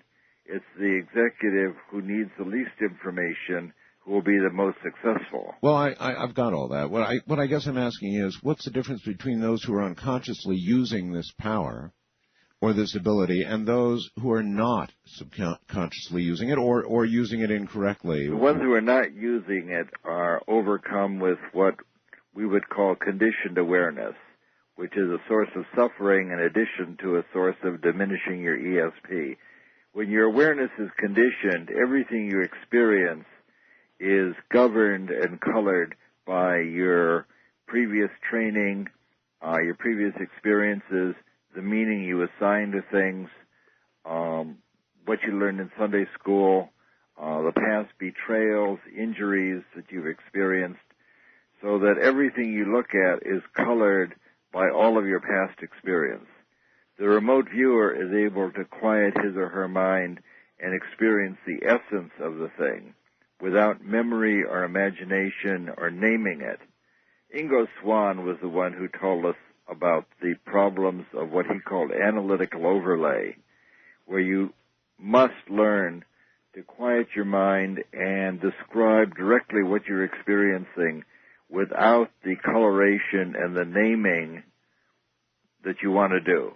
For example, if I hold something up in my hand here and you say, I know what it is, it's a Swiss Army knife, or it's a stapling machine, I would always tell the remote viewer, no, don't name it. I'm holding something very unusual here. If you can just describe what you're experiencing without naming it, then you have a chance of doing it. Okay. So the skill that people learn is to deal directly with their mental images without assigning a name or an attribution or coloring it with a memory or something from their imagination. So they have to learn to separate the psychic signal from the mental noise. All right. Here's one for you, Russell. And that can be taught. Okay, so it can be taught. However, it just doesn't seem so controllable. From my own life experience, I pull the following. And any computer programmer, software programmer, or electronics technician or person will be able to tell you that you're grappling with some sort of problem. You're thinking about it full time. I mean, you just really are cranking away trying to figure out what the hell's wrong with this operating system or what's wrong with this piece of electronic gear, and it will not come to you. And you've spent 2 days at it, and you're dead tired, and you go to sleep in disgust, I might add, self-loathing for not having figured it out, and then you wake up the next morning and you know the solution. Well, intuition is a combination of your subconscious processes and what comes to you psychically. But, I mean, is it the quieting of the mind that comes with sleep? Oh, definitely. It's the stopping of the chatter, the quitting working on the problem, makes it available. ESP doesn't get all the credit for that, gets some of the credit. But when you go to sleep on a problem, it allows your subconscious process to work on it and bring up all of what you've learned in a lifetime to work on the problem, in addition to whatever comes to you psychically. Well, certainly going to sleep is a quieting of the conscious mind. No question about that, right? Yes. A quieting of the conscious mind. So perhaps then, without the clatter and the clutter of the conscious input, even if it's directed at a specific problem, suddenly the rest of your mind goes to work on it, or is quieted to the point that it receives the answer from this great library that seems to be out there. I don't know. I think the library is out there, and I've been since I left SRI, I've been traveling all over the world teaching people to do remote viewing, and the consequences of that is that I've seen startlingly good remote viewing from all sorts of people who had never done it before and are just blown away by their ability to do it. All right, let us talk about the Patty Hearst case. And I had no idea that remote viewers were involved in any way in that, but what was done and how? Well, when Patty Hearst was kidnapped, I believe in 1973 in California, it was a cause célèbre because she was the daughter of the owner of the San Francisco Examiner, wealthy San Francisco family. Of course. And the Berkeley Police Department came to us at Stanford Research Institute as a measure of how desperate they were and asked if we could help them find the missing heiress. And my colleague Hal Puthoff and I, together with Pat Price, who's a very psychic retired police commissioner, Pat and Hal and I drove up to Berkeley to meet with the detectives. This is actually the first time I'm telling this story on the air. Okay. And they took us to the site of the kidnapping, and there were still cartridges rolling around under the bed so we could get a feeling of where this occurred. And when we finally got to the police station, they wanted to ask us questions, and Pat Price, who's a very confident, self-possessed, retired policeman himself, he said, "None of that. Let me just see your mug book. Do you have a picture book of people who've been released from prison, the usual suspect book?" And they pulled out a big dog-eared, brown-covered book that they laid on the oak table. And the three of us stood in front of this book as Price turned the pages, one page after another. Each page had 4 pictures on it. And by the time we got to page 10, Price put his finger on one of the men and said, "That's the man. That's the leader." And he put his finger on a picture of Daniel DeVries, who we learned later was called Sin Q, who was in fact the leader of the SLA. And he told us immediately, Price did, that this is not an ordinary kidnapping. This is a political kidnapping. These are terrorists. And nobody at that moment knew whether any of that was true, because we were just sitting in the police station. And he said, "Well, where did they go?" And Price closed his eyes and pointed north and said, "They went that way, up the highway. I see a white station wagon parked by 2 white gas storage tanks by an overpass next to a restaurant." And one of the policemen said, "Well, I know where that is. That's up by Vallejo." And as we sat in the station, the police station, they dispatched a car up in that direction, and they found the actual kidnapped car, abandoned car, right where Price saw it. Wow. And, of course, they had long since abandoned that car. And we were asked to participate for several more days.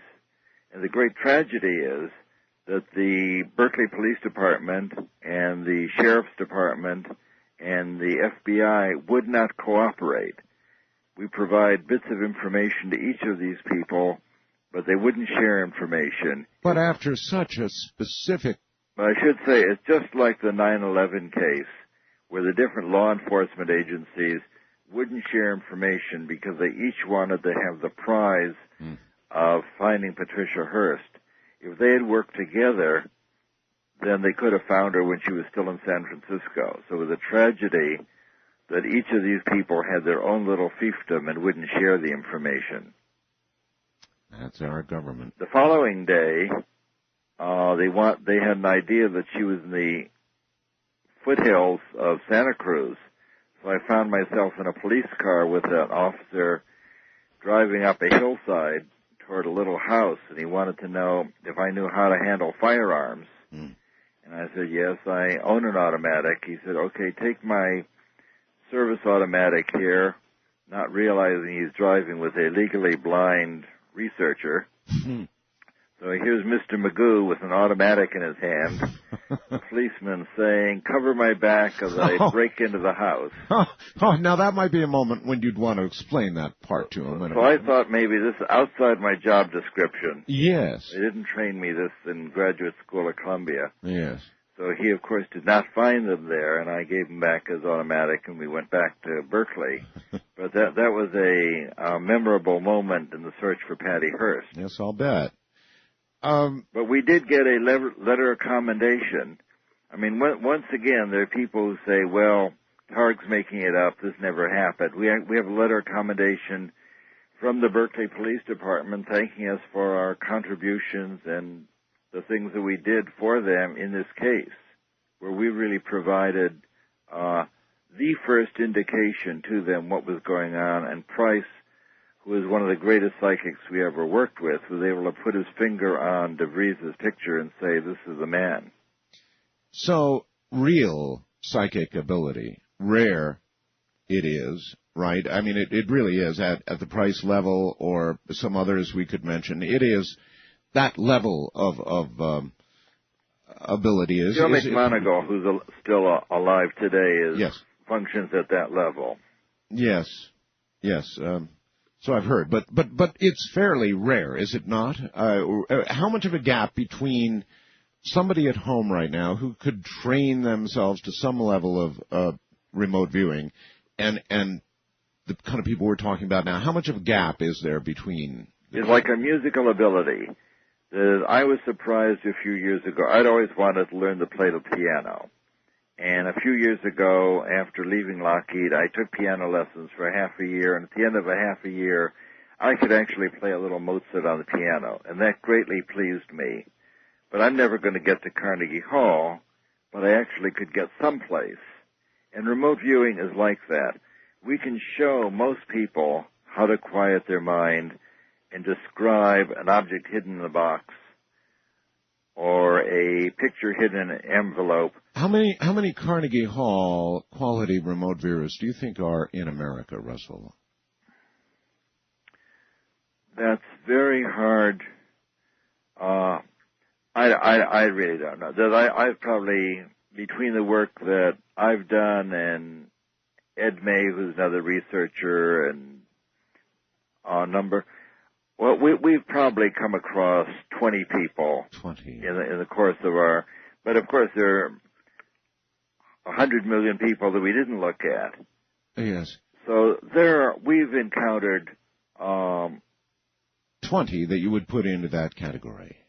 Yeah, and I haven't met all of these people that I just know by name. Mm-hmm. But in the course of my work, I mean, in teaching in Italy, every now and then I'll get somebody who will do a couple of startlingly accurate drawings. So I think that there are more people around than you would think. I bet there are, and I bet a lot of them have the ability, know they have the ability, and have chosen consciously not to demonstrate it to a soul.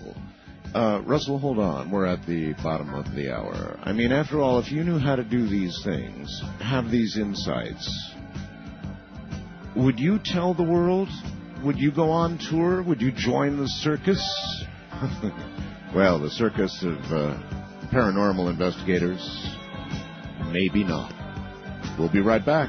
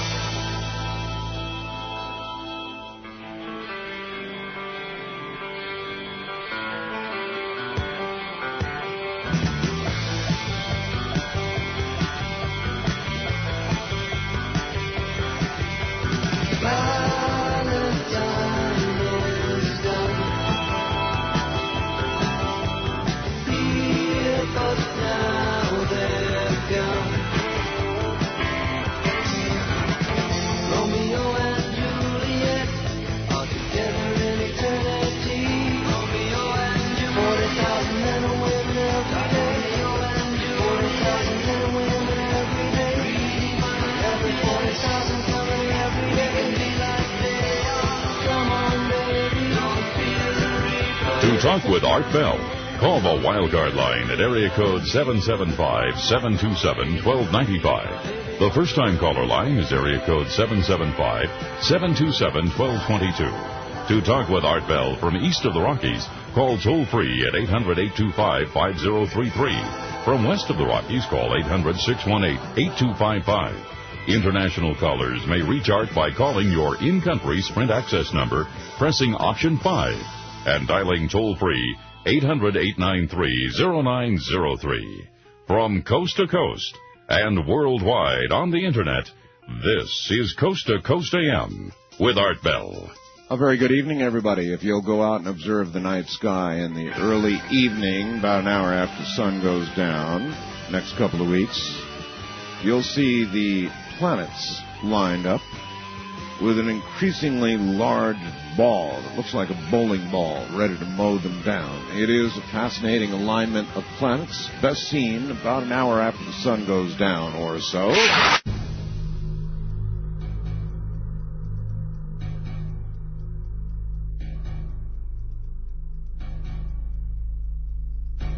You know, we always get a list of sort of suggested questions that we can ask a guest. I rarely follow it, but there are a couple here that I find interesting. One is, do you have to believe in God to develop psychic abilities? Followed very quickly, and before you answer that, by does that mean you think that psychic abilities are sacred or religious? That would imply to me that the answer is yes with respect to God or somewhere near it.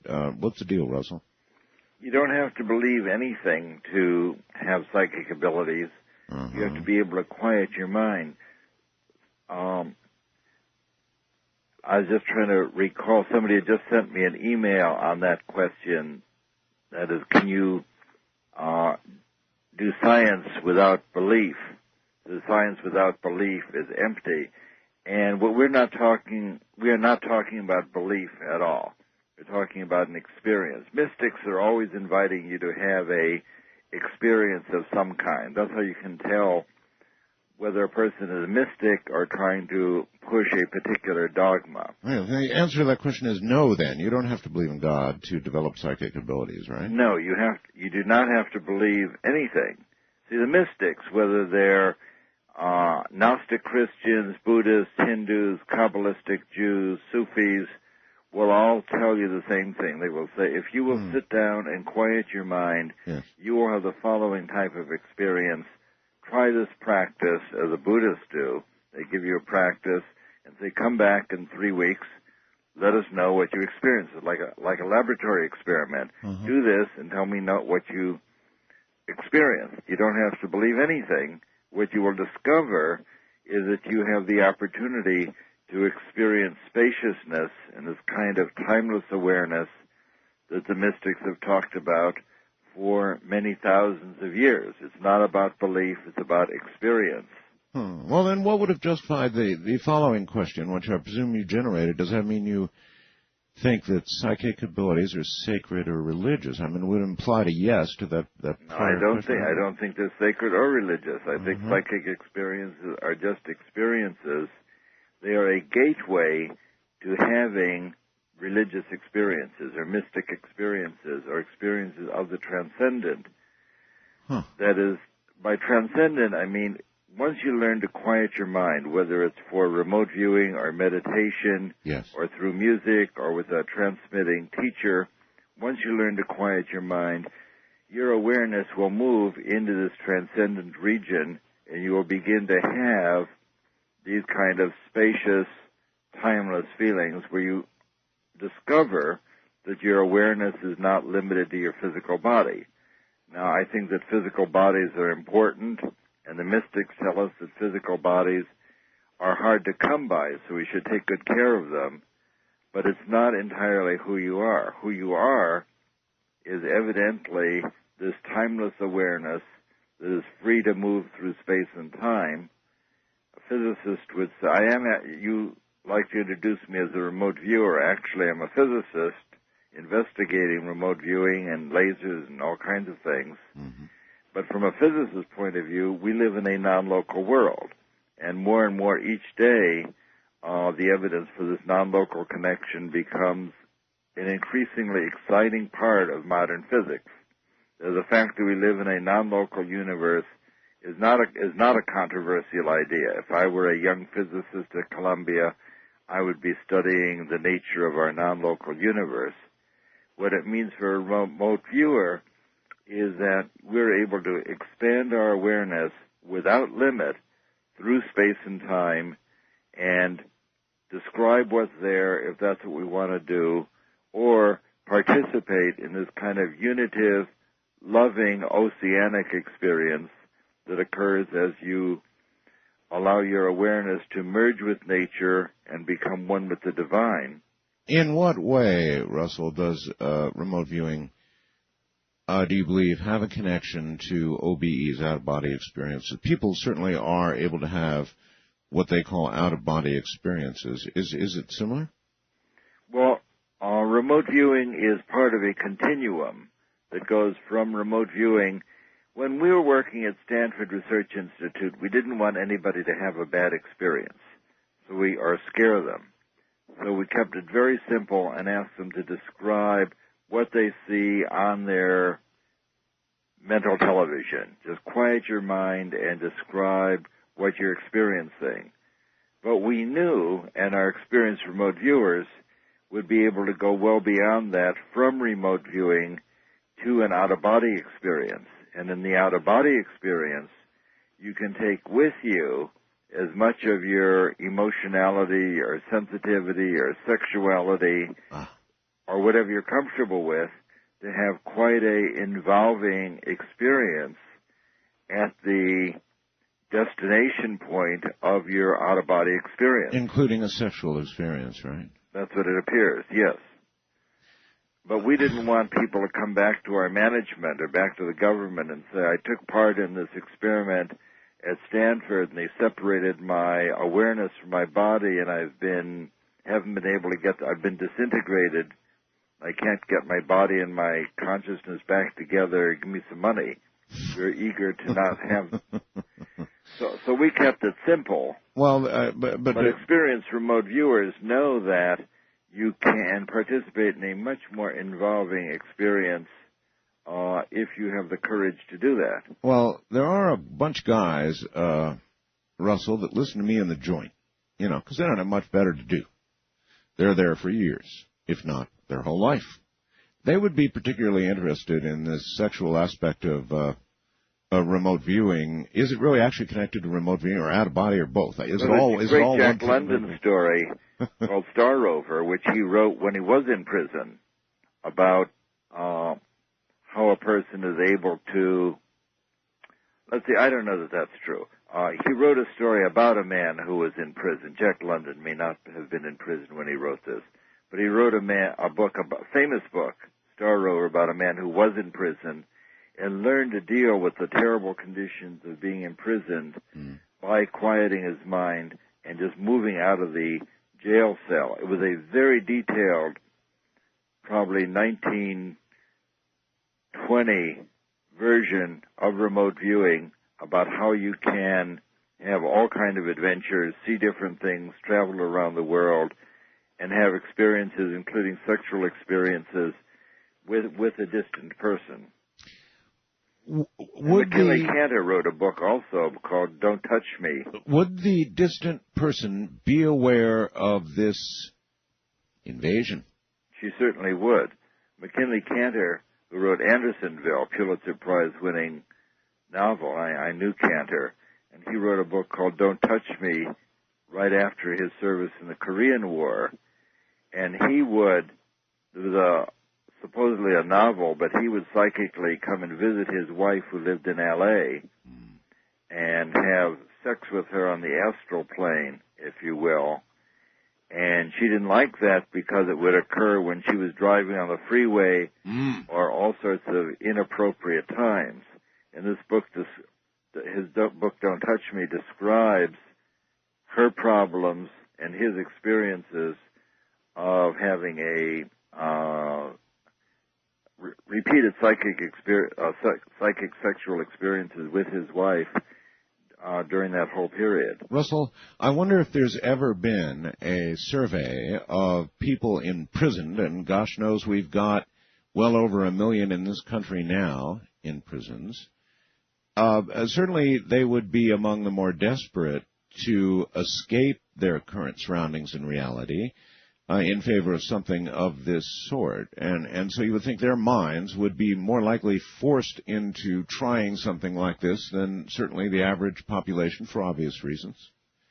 If I were in prison, I would not look to remote viewing for a sexual partner. I would rather look to remote viewing as a way of contacting the divine.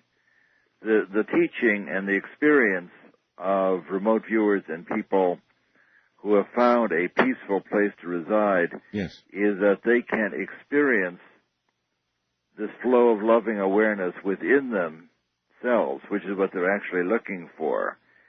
People look, it's like the popular song, looking for love in all the wrong places. What you can discover as you quiet your mind, it's sort of a gift of the remote viewing process. That is, you can make money in the stock market, find a parking place, or reside in this loving feeling, and you get to choose whether you're more interested in making money or being in love. But it's really not about finding a distant sexual partner. It's about the experiences of the divine and stopping your mind by having an opportunity to discover who you really are. Yes, well, whether it would be sex or it would be an alternate reality really wouldn't matter. I mean, it would seem to me that a prisoner more than any other would be forced into a search for that kind of relief, and it might be interesting to do a survey of those who have been in prison and to see if they have found such. Well, I certainly don't want to disparage sex or sound stupid about having a giving and receiving love with a sexual partner. If I were in prison, instead of focusing on sex, which is not available, I would focus on contacting the love that's available that does not require a distant partner, and that is available. Well, other than your cellmate. Anyway, any alternate thing to prison is what I was referring to, not just the sex, but any alternate seeming reality, any way to escape, as it were, other than the physical variety. There are spiritual teachers who visit prisons, and every now and then somebody will receive a transmission, a loving encounter with a teacher, and wake up in prison, and then come out of prison and become a teacher. Really? So there are people who have that experience. Now, you're beginning to apply what you have learned with the remote viewing to healing, haven't you? The answer is no, but I'm very familiar with the healing research that goes on. I'm beginning to apply it. I'm not a healer. There's my co-author, Jane Catra, is a healer. I'm learning to do intuitive diagnosis, which is quite interesting to me, in that you can, after you learn some anatomy and physiology, it turns out surprisingly easy to be able to describe the physical condition of a distant person. And you can often describe that beyond what their doctors or the intermediaries know. And what surprises me about that is that it turns out to be easier to do this intuitive diagnosis, do a medical rundown of a distant person, turns out to be easier than ordinary remote viewing. Now, are you doing this in what manner so that we might understand? Are you visualizing the organs, for example, of a distant person and or a person even close by? It wouldn't matter, I suppose, and seeing something dysfunctional about those organs? Is in what way do you become aware? Somebody will give me a card containing. Generally, I'll ask them to give me a bunch of cards, and I'll choose one, so the person who's given me the card doesn't know the answer. Because I was eager when I was learning to do this. I did not want to simply learn to read the mind of the person who's giving me a card. Oh, yes. So I would be holding a card in my hand, and nobody in the world knew what was on that card, on that particular card. And I would then visualize a person associated with that card. In the vocabulary of the remote viewing, I would say I have a person who needs a description, which is how we'd always initiate our remote viewing. And a person would then appear to me on my mental screen, and I would visually simply run down their body from top to bottom. Uh-huh. The other people who do this, I should say, Judith Orloff, who's a psychiatrist, and Mona Lisa Schultz, both of whom have written books about intuitive diagnosis, believe the chakra model is helpful and they go from the bottom up. But be that as it may, I visualize starting at their head, visualize their body and their organs, their musculature and their skeleton, and the parts that have a problem light up for me, and I can describe what I'm seeing, what appears to be the matter. And together with my knowledge of anatomy and physiology, I can sometimes say directly, what's lit up here is a pancreas, and it looks like a kind of disgusting orange instead of its nice pink nature. I think this person is diabetic. And I've been surprisingly correct. Russell, what do you think is lighting up these organs? I have no idea. What it means is that I have some kind of resonance or connection with a distant person.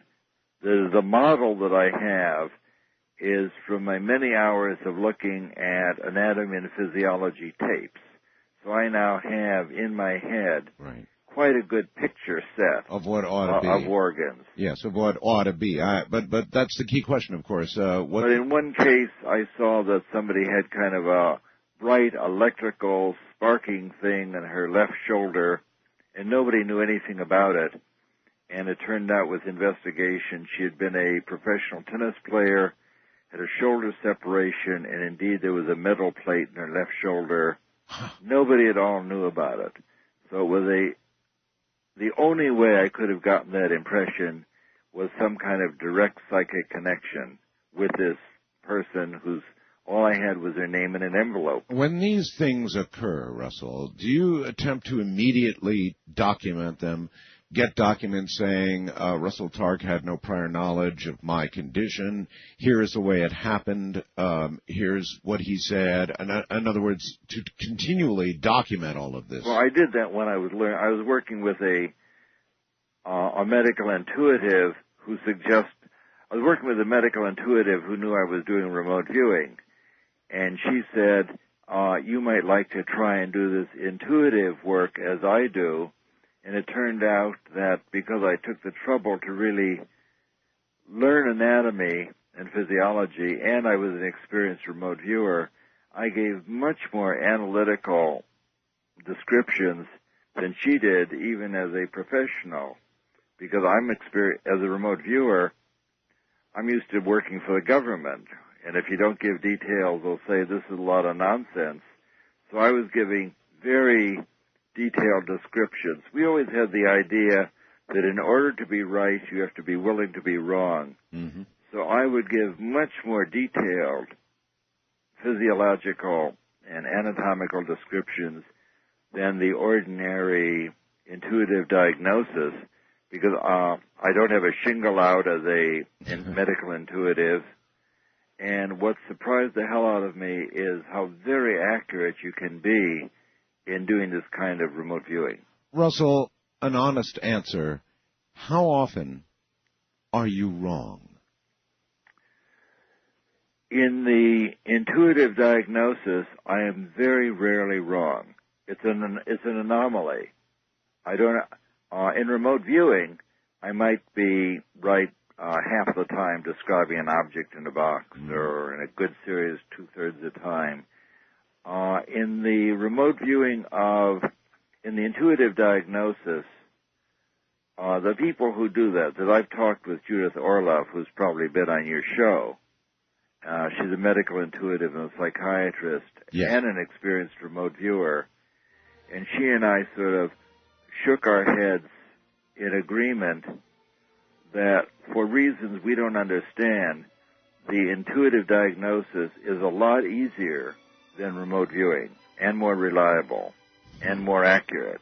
And it's probably because it's more meaningful. It's more meaningful for me to try and describe the condition of a distant person than to describe the object in the box. All right. Russell, hold tight when we get back. Yes, we will, in this next hour, begin going to the phone. So if you have questions for Russell Targ, what a fascinating night. We're going to be going to that shortly. I'm Art Bell from the high desert in the middle of the night. This is Coast to Coast AM.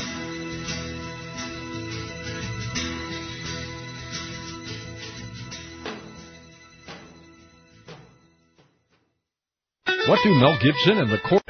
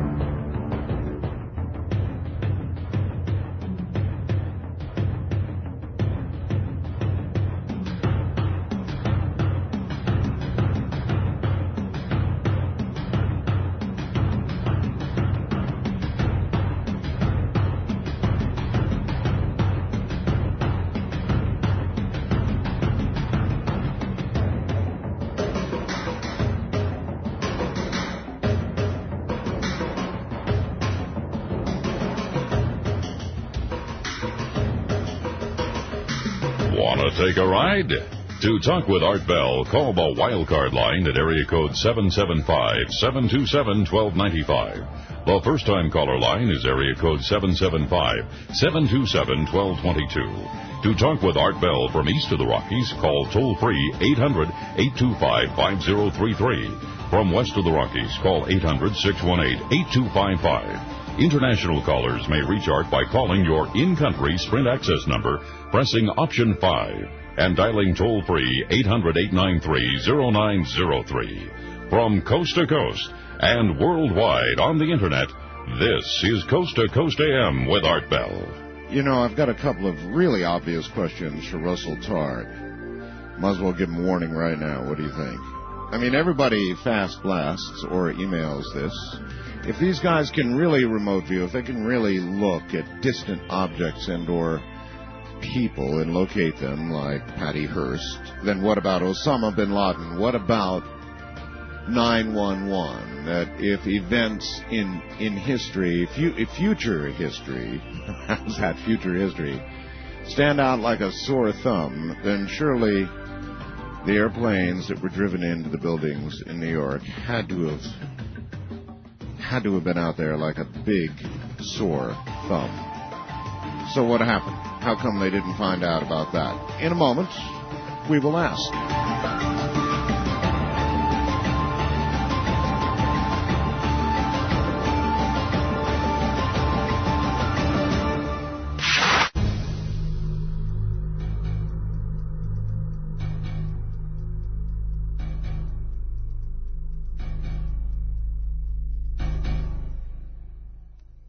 Kind of a matter of etiquette of hosting a show. You know, I have a very well-qualified guest of this sort, Russell Targ, and you want him to be able to plug his book a little bit. It's Limitless Mind. I mean, if you've been listening to all of this and you're intrigued and you believe it to be true, and by the way, I do. I certainly do. And you want to know more and perhaps apply it in your life, then this is the kind of research you'd want to do. The book is Limitless Mind, A Guide to Remote Viewing and Transformation of Consciousness. The website is www.espresearch.com. That's very easy. espresearch.com. All right, Russell, welcome back. The obvious question, and you know, whenever a remote viewer is on, always 911. Why didn't they know? Osama bin Laden. Everybody's looking for him. It seems like an obvious target. So, I don't know, one at a time, 911. If the future is possible to look at, surely that one must have been sticking up there like the World Trade Centers. Well, we had a program at Stanford Research Institute that was working for all the intelligence communities through 1995, where we had a whole team of remote viewers who were providing information to the U.S. government intelligence community. And by 1995, the Berlin Wall was down. The Russians didn't seem to be a hazard. Right. And the intelligence community, in their wisdom, decided America no longer had any enemies, so they disbanded the remote viewing program. and that was really the end of organized, government-supported remote viewing in America.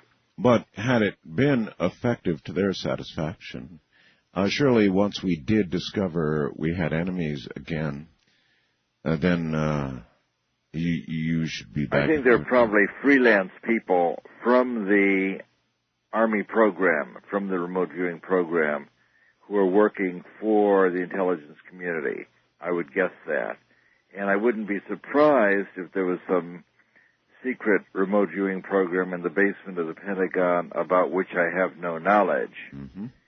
Now, with regard to 911 sticking up like a sore thumb, yes, sir. The work that Dean Radin is doing at the Institute of Noetic Sciences gave evidence for that kind of thing, where he looks at the output of random number generators all over the world. And these combined random number generators get coherent when there is some kind of worldwide tragedy or event or something occurring. Yes. And 2 hours before the 9/11 calamity, there was a big spike in worldwide random number generator coherence.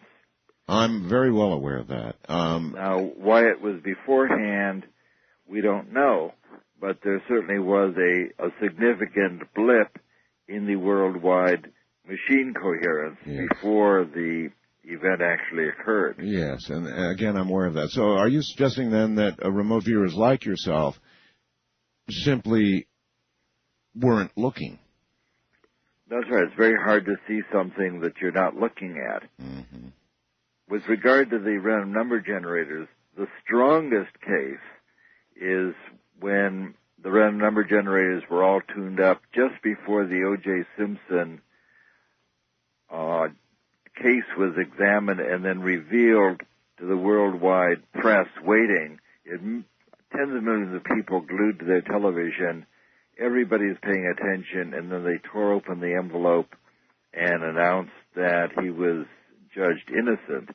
That was the biggest statistical event on the random number generator that occurred right at the instant, and I believe that it's because everybody was queued up and you had a tremendous release of effort and release of attention on that exact moment. It's not like an earthquake that occurs over the period of many minutes or hours, or 9/11, which was spread out over a half a day. For certain things, where there's a unique instant when it occurs, then you have a uniquely large signal from these worldwide random number generators. Oh, someone been regard to Ben finding a hidden person, yes, it depends where he's hidden. When we were searching for Patricia Hearst, we were quite willing to find out what street corner in L.A. she was hidden at and try and get house numbers and try and describe a building, and that was a sensible task for remote viewing. On the other hand, you can close your eyes and say that bin Laden is in a cave, there's an oriental carpet on the floor, there's several kerosene burners spread out around him, the group of people standing there with automatic weapons, and that's probably entirely correct, but that doesn't tell you where the cave is. Remote viewing is not generally a kind of dowsing procedure, so you can describe what it looks like where a person is, but unless you have some other coordinates or unique geography, then it's very hard to find out exactly where he is. Do you believe, Russell, that remote influencing is possible? Well, the evidence for distant men's influence with regard to healing is very well documented. As you know, my daughter Elizabeth was a psychiatrist and conducted early experiments about 4 years ago, where she was working with 60 AIDS patients in San Francisco, and she had people all over the country praying for her AIDS patients. We were divided in two groups. 30 were in the prayed for group, and their pictures were sent out to healers of various persuasions. These would be Native Americans, Reiki healers, Barbara Brennan, energy healers, spiritual healers of various types, And the 30 men for whom prayers were said had very much better outcomes than the people for whom no prayers were said. The men receiving prayers had fewer trips to the hospital, fewer opportunistic illnesses, fewer days in the hospital. There's no doubt. I am very familiar with and this has been published in the Western Medical Journal. Very familiar with the studies, and I believe it. But if you can possibly influence in a positive way, either in diagnosis or in healing, then it seems to me that the only difference between that and harming somebody is intent. Would you think that would be true? I think that's true. I think that if I can send you, we can do you can just think about the experiment. I can close my eyes and ask you to describe what I'm thinking about. You say, it looks to me like an ice cream cone. I say, that's exactly right. I was able to you got that, right? I was able to send you telepathically an ice cream cone in the middle of the night, so you were able to experience my psychic ice cream cone. Now, presumably, a person could send you some frightening or disturbing picture just as well, and if you were open to receiving that, then you would be very vulnerable. If you weren't open to receiving that, it would be less so. Deanne Fortune in the 30s wrote a book called Psychic Self-Defense, where she talked about how to protect yourself and build walls of light and keep good mental health. But it's obvious that if you can send a healing intention, a kind of healing template to help somebody improve their health, then you could send them something to at least confuse them or interfere with their mental functioning. Okay. To the phones. First time caller line. You're on the air with Russell Targ. Hi. Hello. How you doing? All right. This is Barry from Los Angeles. Yes, Barry. Hey, I would like to ask a question. At first, I'd like to say that I've been a student of healing for the last year and a half, and we do some of the very same techniques that Russell is explaining. However, we're trying to go down to a cellular level, to the DNA. And same thing pretty much happens sometimes. I can get in and I can see, the rungs of the DNA and, which ones, are not lighting up properly. And but the thing that Russell touched on that I want to ask the question is that what is the best way to quiet the mind? Because sometimes I'm in, I can lock in, and sometimes I feel like, my signal's multiplexed and I get all this crosstalk and... That's a really, really good question. Russell, right. There are nights I can lie in bed, and no matter what I do, I cannot quiet my mind, and therefore I cannot sleep. So even applied to that simple problem, or not so simple problem, Russell, how does one best quiet their mind?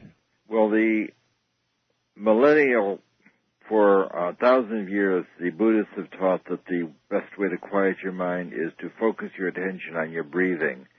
And some form of that is certainly the thing that works best for most people, where you sit down, give up worrying about your daily mental residue, your things that you're concerned about for the next day, your anxiety and wish fulfillment and so forth. All this and focus on your breath going in and out. Oh. Now, in teaching people to do remote viewing, we're aware that the tried and true tradition is to focus on your breathing, but in the remote viewing lessons, we don't do anything of the sort. And the remote viewers that I've worked with don't. So it's really in order to get started. Well, what do they do? The remote viewers simply take a couple of deep breaths or a few deep breaths, focus their attention on what they're trying to do next. I see. And I have this magic shibboleth instruction that we have an object or we have a person or a place that needs a description. And actually, as you know, there are a variety of people, some who appear on your show charge thousands of dollars to learn how to do remote viewing. Yes. In my new little book, Limitless Mind, we tell people in a couple of chapters how to find a friend and practice remote viewing with that friend and using the procedures we've learned at SRI, you can learn to do remote viewing surprisingly well apart from going into a detailed meditation program. So although we emphasize learning to separate the psychic signal and the mental noise, getting rid of that noise and getting rid of the conditioned awareness and the naming and grasping is what we emphasize rather than techniques to get the quiet mind. It's very, very hard to get a quiet mind because something will always come in. And what we focus on is having the psychic signal coming in rather than just holding the quiet mind. That is, when you have a quiet mind, when you're meditating, there will continually be things that pop in, and then you just let them go, and they pop in and you let them go. In teaching remote viewing, you encourage people to focus on the target you're trying to describe, and then fragments of that target will pop in and you describe those rather than just experiencing the void and empty space. Fascinating. All right. Well, the short answer to your question is we teach people to focus on the answer rather than trying to focus on emptiness. Emptiness is really tough. All right. Wildcard line, you're on the air with Russell Targ. Good morning. Hi, Art. This is Mike, just outside Toledo, 1370 WSPD. Hey, Mike. Two quick ones. There's been a long-standing debate in philosophy mostly about whether reality is objective or subjective. I'm wondering what the remote viewer's take on that would be from your experience. Okay. Number two. Hold on, number two. Russell? The remote viewers would say that you give all the meaning to your experience that there is. That is, reality has certain elemental aspects, but beyond, and that's what the remote viewer wants to describe. Beyond that, there's all the problems of your conditioned awareness, where you tend to name things and describe it from your past experience, your past suffering, your past teaching. So I could say that's why adults are better remote viewers than children. Children may be more psychic, but adults have the vocabulary and the discipline and skill to be able to say, I'm looking at something that looks like a cylinder, there's a line halfway up, and it looks blue, rather than saying it's a glass of water. Yeah. So the objective reality is a complicated issue for the remote viewer, because the remote viewer wants to deal with the very simplest aspects of reality and avoid the meaning. Does that feel like your question got answered? Absolutely. It sounds like there's a mesh of the two. Like you want to use objective reality, but subjective is the experience is what's important. Right. The second question was, very simply, is it possible to target a human soul? And if so, can you tell the character of that soul? And I'll hang up and listen. Thanks. All right. Can you target a human soul? And, I'm not actually sure what a soul is. So I'm not sure. You can. Suppose let's change word. What does that mean to you? Can you target an individual consciousness, Russell? Well, you can determine sometimes what a person's intentions are. Yes. You can focus on their health. You can often be in contact with a person who's deceased and communicate with their spirit or the residual awareness that the aspect that survived. So you can learn a surprising amount about persons living and dead through opening yourself up to these kind of experiences. So to answer, you can target a consciousness. Well, I'm not. I probably like to let that go because I don't have a good sense of what he means. You can tell what a person is thinking and what they're feeling and what their intentions are, and I think that's pretty close to their consciousness. Yeah, I would too. West of the Rockies, you're on the air with Russell Targ. Hello. Do the wild thing at 775-727-1295. We don't allow last names on the show, so I'm going to bleep that out, and we're going to start fresh. Your name is Richard, right? Yes. And okay. If you had talked earlier in the show about being able to remote view into someone, and there's been cases of persons that have gone and had sexual conduct or experience with their spouses or other person. And my question is this: would it be safe to assume that there's been purported cases of persons that have been assaulted by entities? Would it be safe to assume that maybe it was other persons that were remote viewing into these women? Are you familiar with those cases? I think you are, Mr. Bell. Well, I'm not in detail. I'm familiar with the idea. That is, there's certainly a big literature on psychic sexuality. In fact, the great remote viewer Ingo Swann has published a book called Psychic Sexuality, which would be the place to start. And as I mentioned earlier, McKinley Cantor has a book called Don't Touch Me, and there's a whole literature of people who have sexual encounter with distant other living people.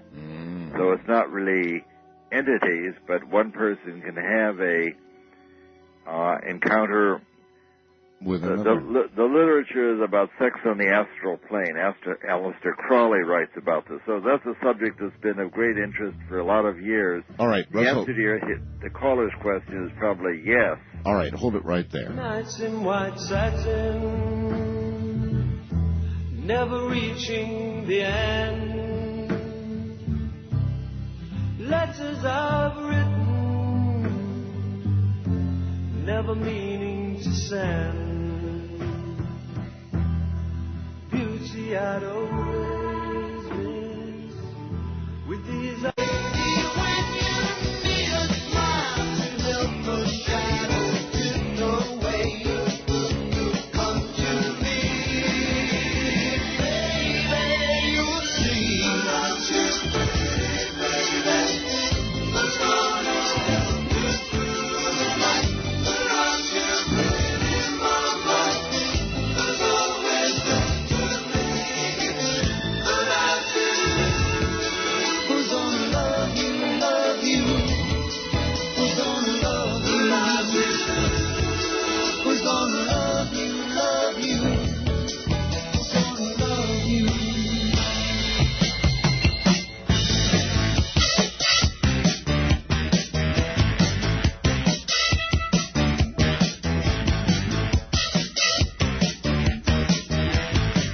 To talk with Art Bell, call the Wildcard line at area code 775-727-1295. The first-time caller line is area code 775-727-1222. To talk with Art Bell from east of the Rockies, call toll-free at 800-825-5033.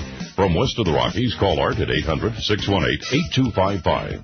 International callers may reach Art Bell by calling your in-country Sprint access number, pressing option 5, and dialing toll-free 800-893-0903.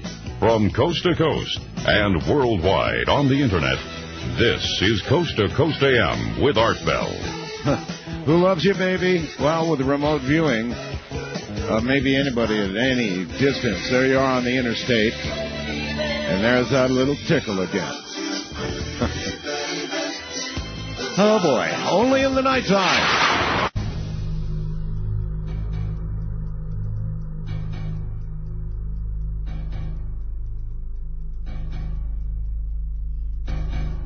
It's pretty interesting, actually, that a number of the out-of-body experiencers and teachers that I've had on the program, as well as a number of remote viewers, a large number, have always mentioned this sexual aspect to it all. So I'm beginning to get the idea that it's a bigger aspect than you might.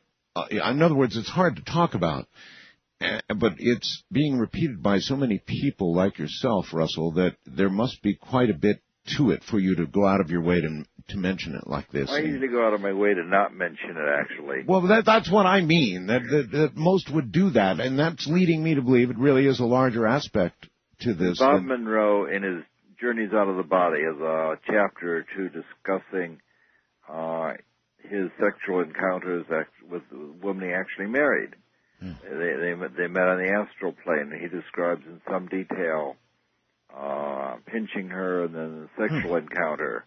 Aleister Crowley's whole book on ritual magic talks about sex in the astral plane, got him into a lot of trouble. Ingo Swann has an excellent book called Psychic Sexuality. So a lot of people are writing about what it pertains to. So it is a big aspect. And in the occult literature, the idea of sex on the astral plane is a common occurrence. It is everybody writes about it, everybody knows about it.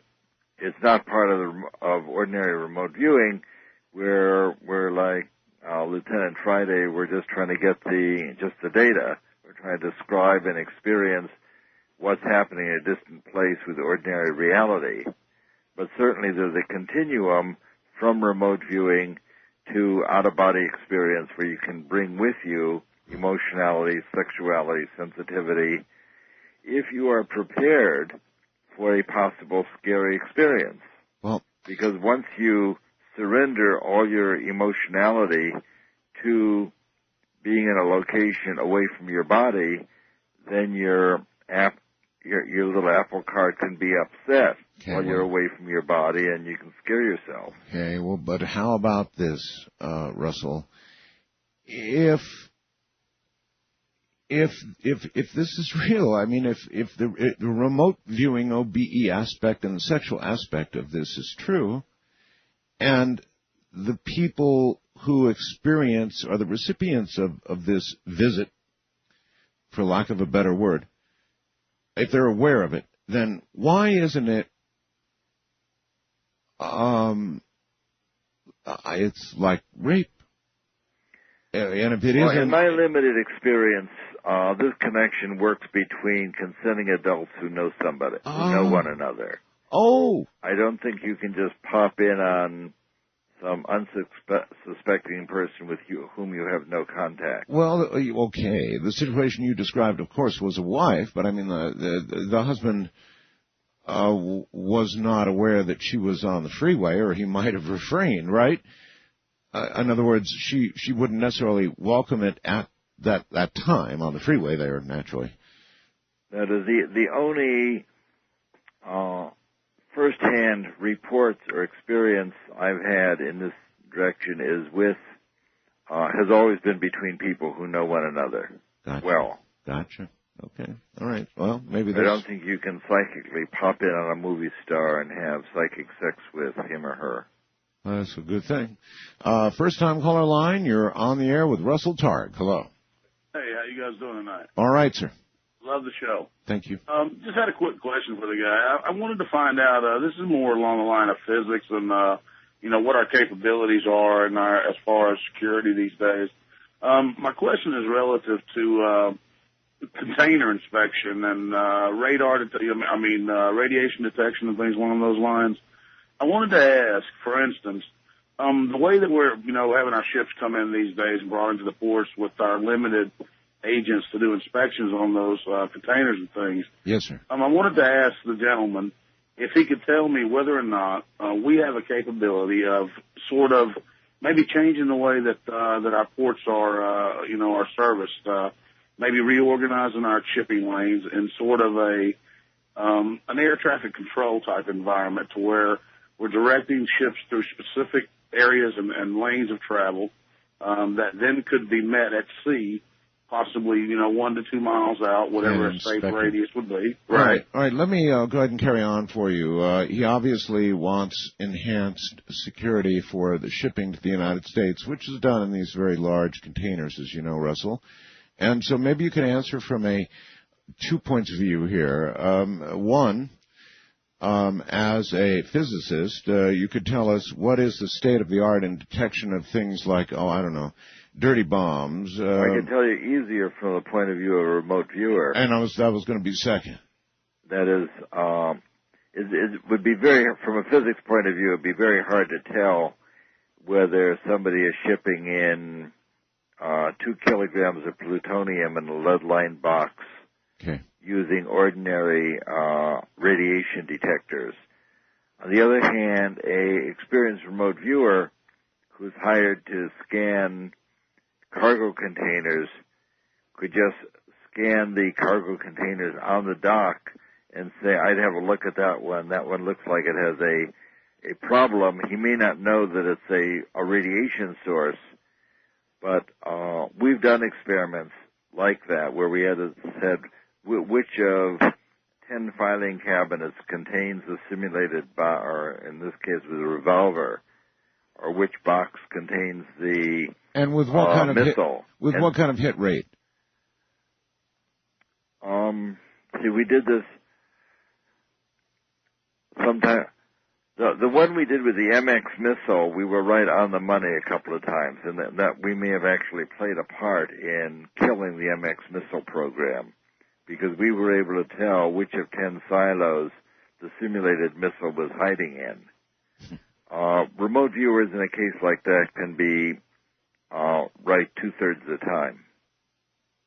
Well, I wouldn't want to bet my life on one occurrence, but you can definitely increase your likelihood greatly that you'll be able to scan the ship and tell if there's something hidden in it. What is the likelihood that our government will begin to use the services of people like that for that purpose? Pretty unlikely, because we don't know how it works. Until we have until either the reliability gets higher, or we begin to have a better physical theory for how this works, I don't see the government getting involved in this particular application. Wildcard line, you're on the air with Russell Targ. Hello. Talking to me? I am. Yeah. This is Ed in Petaluma. Hello, Ed. I have two quick questions. First of all, does this remote viewing have a range limit? Remote viewing has absolutely no range. It's a non-local ability. You're able to describe and experience things across the street or off the planet. There's no range limitation, and the important part of that is that in any non-local phenomena, going to further distance does not make it harder. It's just as easy to describe something in Russia as it is in Nevada, across the town. Okay, and my second question would be, is there like any places on Earth or anywhere else that you've never been able to remote view? Like something would cause it blocks it? I'm not aware of places that we can't look. We've been very successful. We've been asked to look at atomic bomb tests in China, look in on the hostages in Iran, weapons factories in Russia. We saw a lost airplane in Africa. Been looked into a National Security Agency in Virginia. Been able to look into all sorts of classified secret locations. And Pat Price used to say, the more you hide something, the greater it shines in psychic space. Then what about non-human intelligence, Russell? Has there been any detection? We have these UFO things flying around our skies. I wonder if there's been any work in that area at all in ufology, whether or not there's actually a non-human intelligence flitting about the planet. Well, remote viewers have had experiences with UFOs, but it's very hard to verify them, isn't it?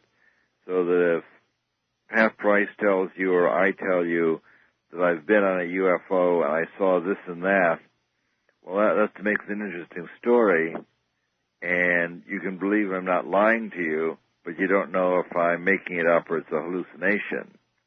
So the fact that I visited a UFO or Price visited a UFO... No way to verify. What's interesting is we might have seen the same thing. All right. Having said all that, Russell, have you detected what you believe to be non-human intelligence on the planet? No, I've not had that kind of experience. Okay. You know of others that have? Well, Pat Price felt that he had. Well, after what you've told me about Pat Price, then that impresses me. Yeah, would impress me also. We were not pursuing that. We were good soldiers doing what the government told us to do. Off hours, we might talk about that kind of thing, but we had not No aliens came to interfere with our remote viewing. All right. East of the Rockies, you're on there with Russell Targ. Good morning. Good morning. This is Jerry from Orlando. Hi, Jerry. I was wondering if Russell can intuit healing and can see into the future remote viewing, why couldn't he go and see what his daughter had? Okay, figure a way to heal it. Let me correct you. I think he cannot intuit healing himself. I believe he said he can diagnose, but that others can heal. Okay, then if he could diagnose it, why couldn't he go, say, 30 years in the future and find a cure for it? Russell? Well, his daughter. People may be working on that. My daughter was quite sick by the time we discovered that she was sick, and we did the best we could for her, and medical science at that time was not very helpful at all, sorry to say. But I think the idea of looking, your idea is not bad. The idea of looking into the future to discover the cure of an illness is a worthwhile thing to do. And maybe a smart doctor like my daughter, now that she has a greater source of information, having died, maybe she'll give us some added information. Russell. As long as she's in contact with us. Russell, if you were to look 30 years, let's say, into the future and discover a cure for colon cancer, wouldn't that violate something? In other words, if we began on the basis of your intuitive revelation to cure colon cancer now, people would be alive who shouldn't be alive. And when it did get up to the moment of discovery, whoever discovered it would have been cheated by 30 years out of his discovery. I mean, somewhere along the line, it sounds like there's some sort of violation of something to do with time travel. I mean, we can take something simple like forecasting changes in the silver market. Yes. Now, we were able to ask someone to describe what we were going to show them at a later time, describe an object that corresponds to whether the market is going up or the object corresponding to the market going down, where the object they get to see is governed by whether the market went up or down. They were able to do that very, very successfully. So this is a case where the future is affecting the past. The future is giving you information at an earlier time that you can use. Yes. There's no doubt that that occurs. There's one of the interesting things about remote viewing is that it's no harder to look into the future than it is to look into the present. So that says that the future is affecting the present. So the future can affect the present with regard to the change in the silver markets or a cure for cancer. So I have no doubt. I mean, of the questions you've asked me, I'm often doubtful about I don't know whether you can do this or that, but I'm certain that you can get information from the future. Well, I guess I was just asking if there weren't some sort of cosmic consequences to something that big. Well, I think that we don't understand that we probably know more about remote viewing than we know about causality, and that may surprise a lot of people. That is, remote viewing is extremely well documented. Indeed. We can teach people how to do it. How it is that information is available from the future is more of a puzzle than the fact that it is available. Yeah. So there's no doubt that it's available. No problem with saying, I don't know. West of the Rockies, you're on there with Russell Targ. Hi. Good evening, Russell, Art. It's a pleasure. Two quick questions. One was, with the healing, is there a way to tap into a group of people who do that? And then, With since the group Art... In other words, she's probably got a relative who's ill, and she's interested in getting somebody healed or having a prayer group or whatever, something like that. Or be on it. I would say for information, you can call the Institute for Noetic Sciences in Petaluma. Institute for? Noetic. Noetic. Okay. Noetic Sciences. Although, Art, you just mentioned about the ethics. Maybe it is unethical to heal people before their time. I don't know. It's always ethical to pray for somebody's health. Got a point. My second very quick question, when you mentioned about the ice cream cone and passing that image, or it could be a negative image, it made me think, is this the principle on which supposed voodoo and curses would be enacted, or is that something that would also have to have both parties' permission as the sexual exchange did? That's actually not known. That's a good question.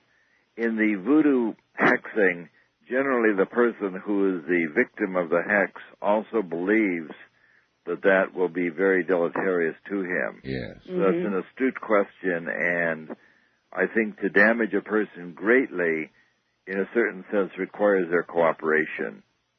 That's kind of nice to hear in a way, since I don't want to believe in those things. Then maybe I'm safe. But yeah, very interesting. Wonderful show, you guys. Thank you so very much. Thank you very much. Your book, again, is Limitless Mind, A Guide to Remote Viewing and Transformation of Consciousness. Now, that's available, Russell, available at bookstores everywhere and at Amazon.com. And we teach people in detail how to do remote viewing in Limitless Mind. How long has this book been out? The book has been out since January. January. It's a new book. Still a baby.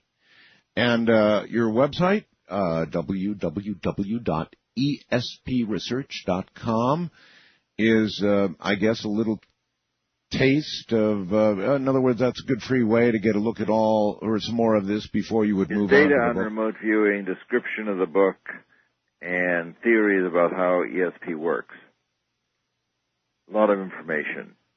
Do you think, as a final quick question, because we're about out of time here, that ESP and science, at what point do you see them coming together in a very concrete way? If you're 10, 20 years into the future, where in our future will science and, I guess, ESP or... Well, I think that there is no conflict between ESP and science. ESP is just a body of science that I consider myself a scientist collecting data, publishing papers. We don't understand entirely how ESP works, so we have some pretty good ideas that we can talk about another day about how to make a rapprochement between psychic abilities and our understanding of the non-local world that we live in. That's perfect. Maybe we can get together on your show with Michio Kaku someday and talk about ESP and science. Yes, you really want to do that, don't you? Well, I think that would be fun because we have a lot of data, and the evidence for psychic ability is very strong, and he thinks that there is no such thing. So that's a good idea. Let me go to work on that, Russell. In the meantime, we're out of time. Thank you so much. Thank you very much. It's always a pleasure to talk with you. Good night. Russell Targ. Again, his book, Limitless Mind, A Guide to Remote Viewing and Transformation of Consciousness. Well, folks, listen. That's it for tonight. Tomorrow night, anything goes. By the way, suggestions welcome. Art Bell at mindspring.com or artbell@aol.com. Riders on the storm. Riders on the storm. Into this house we're born.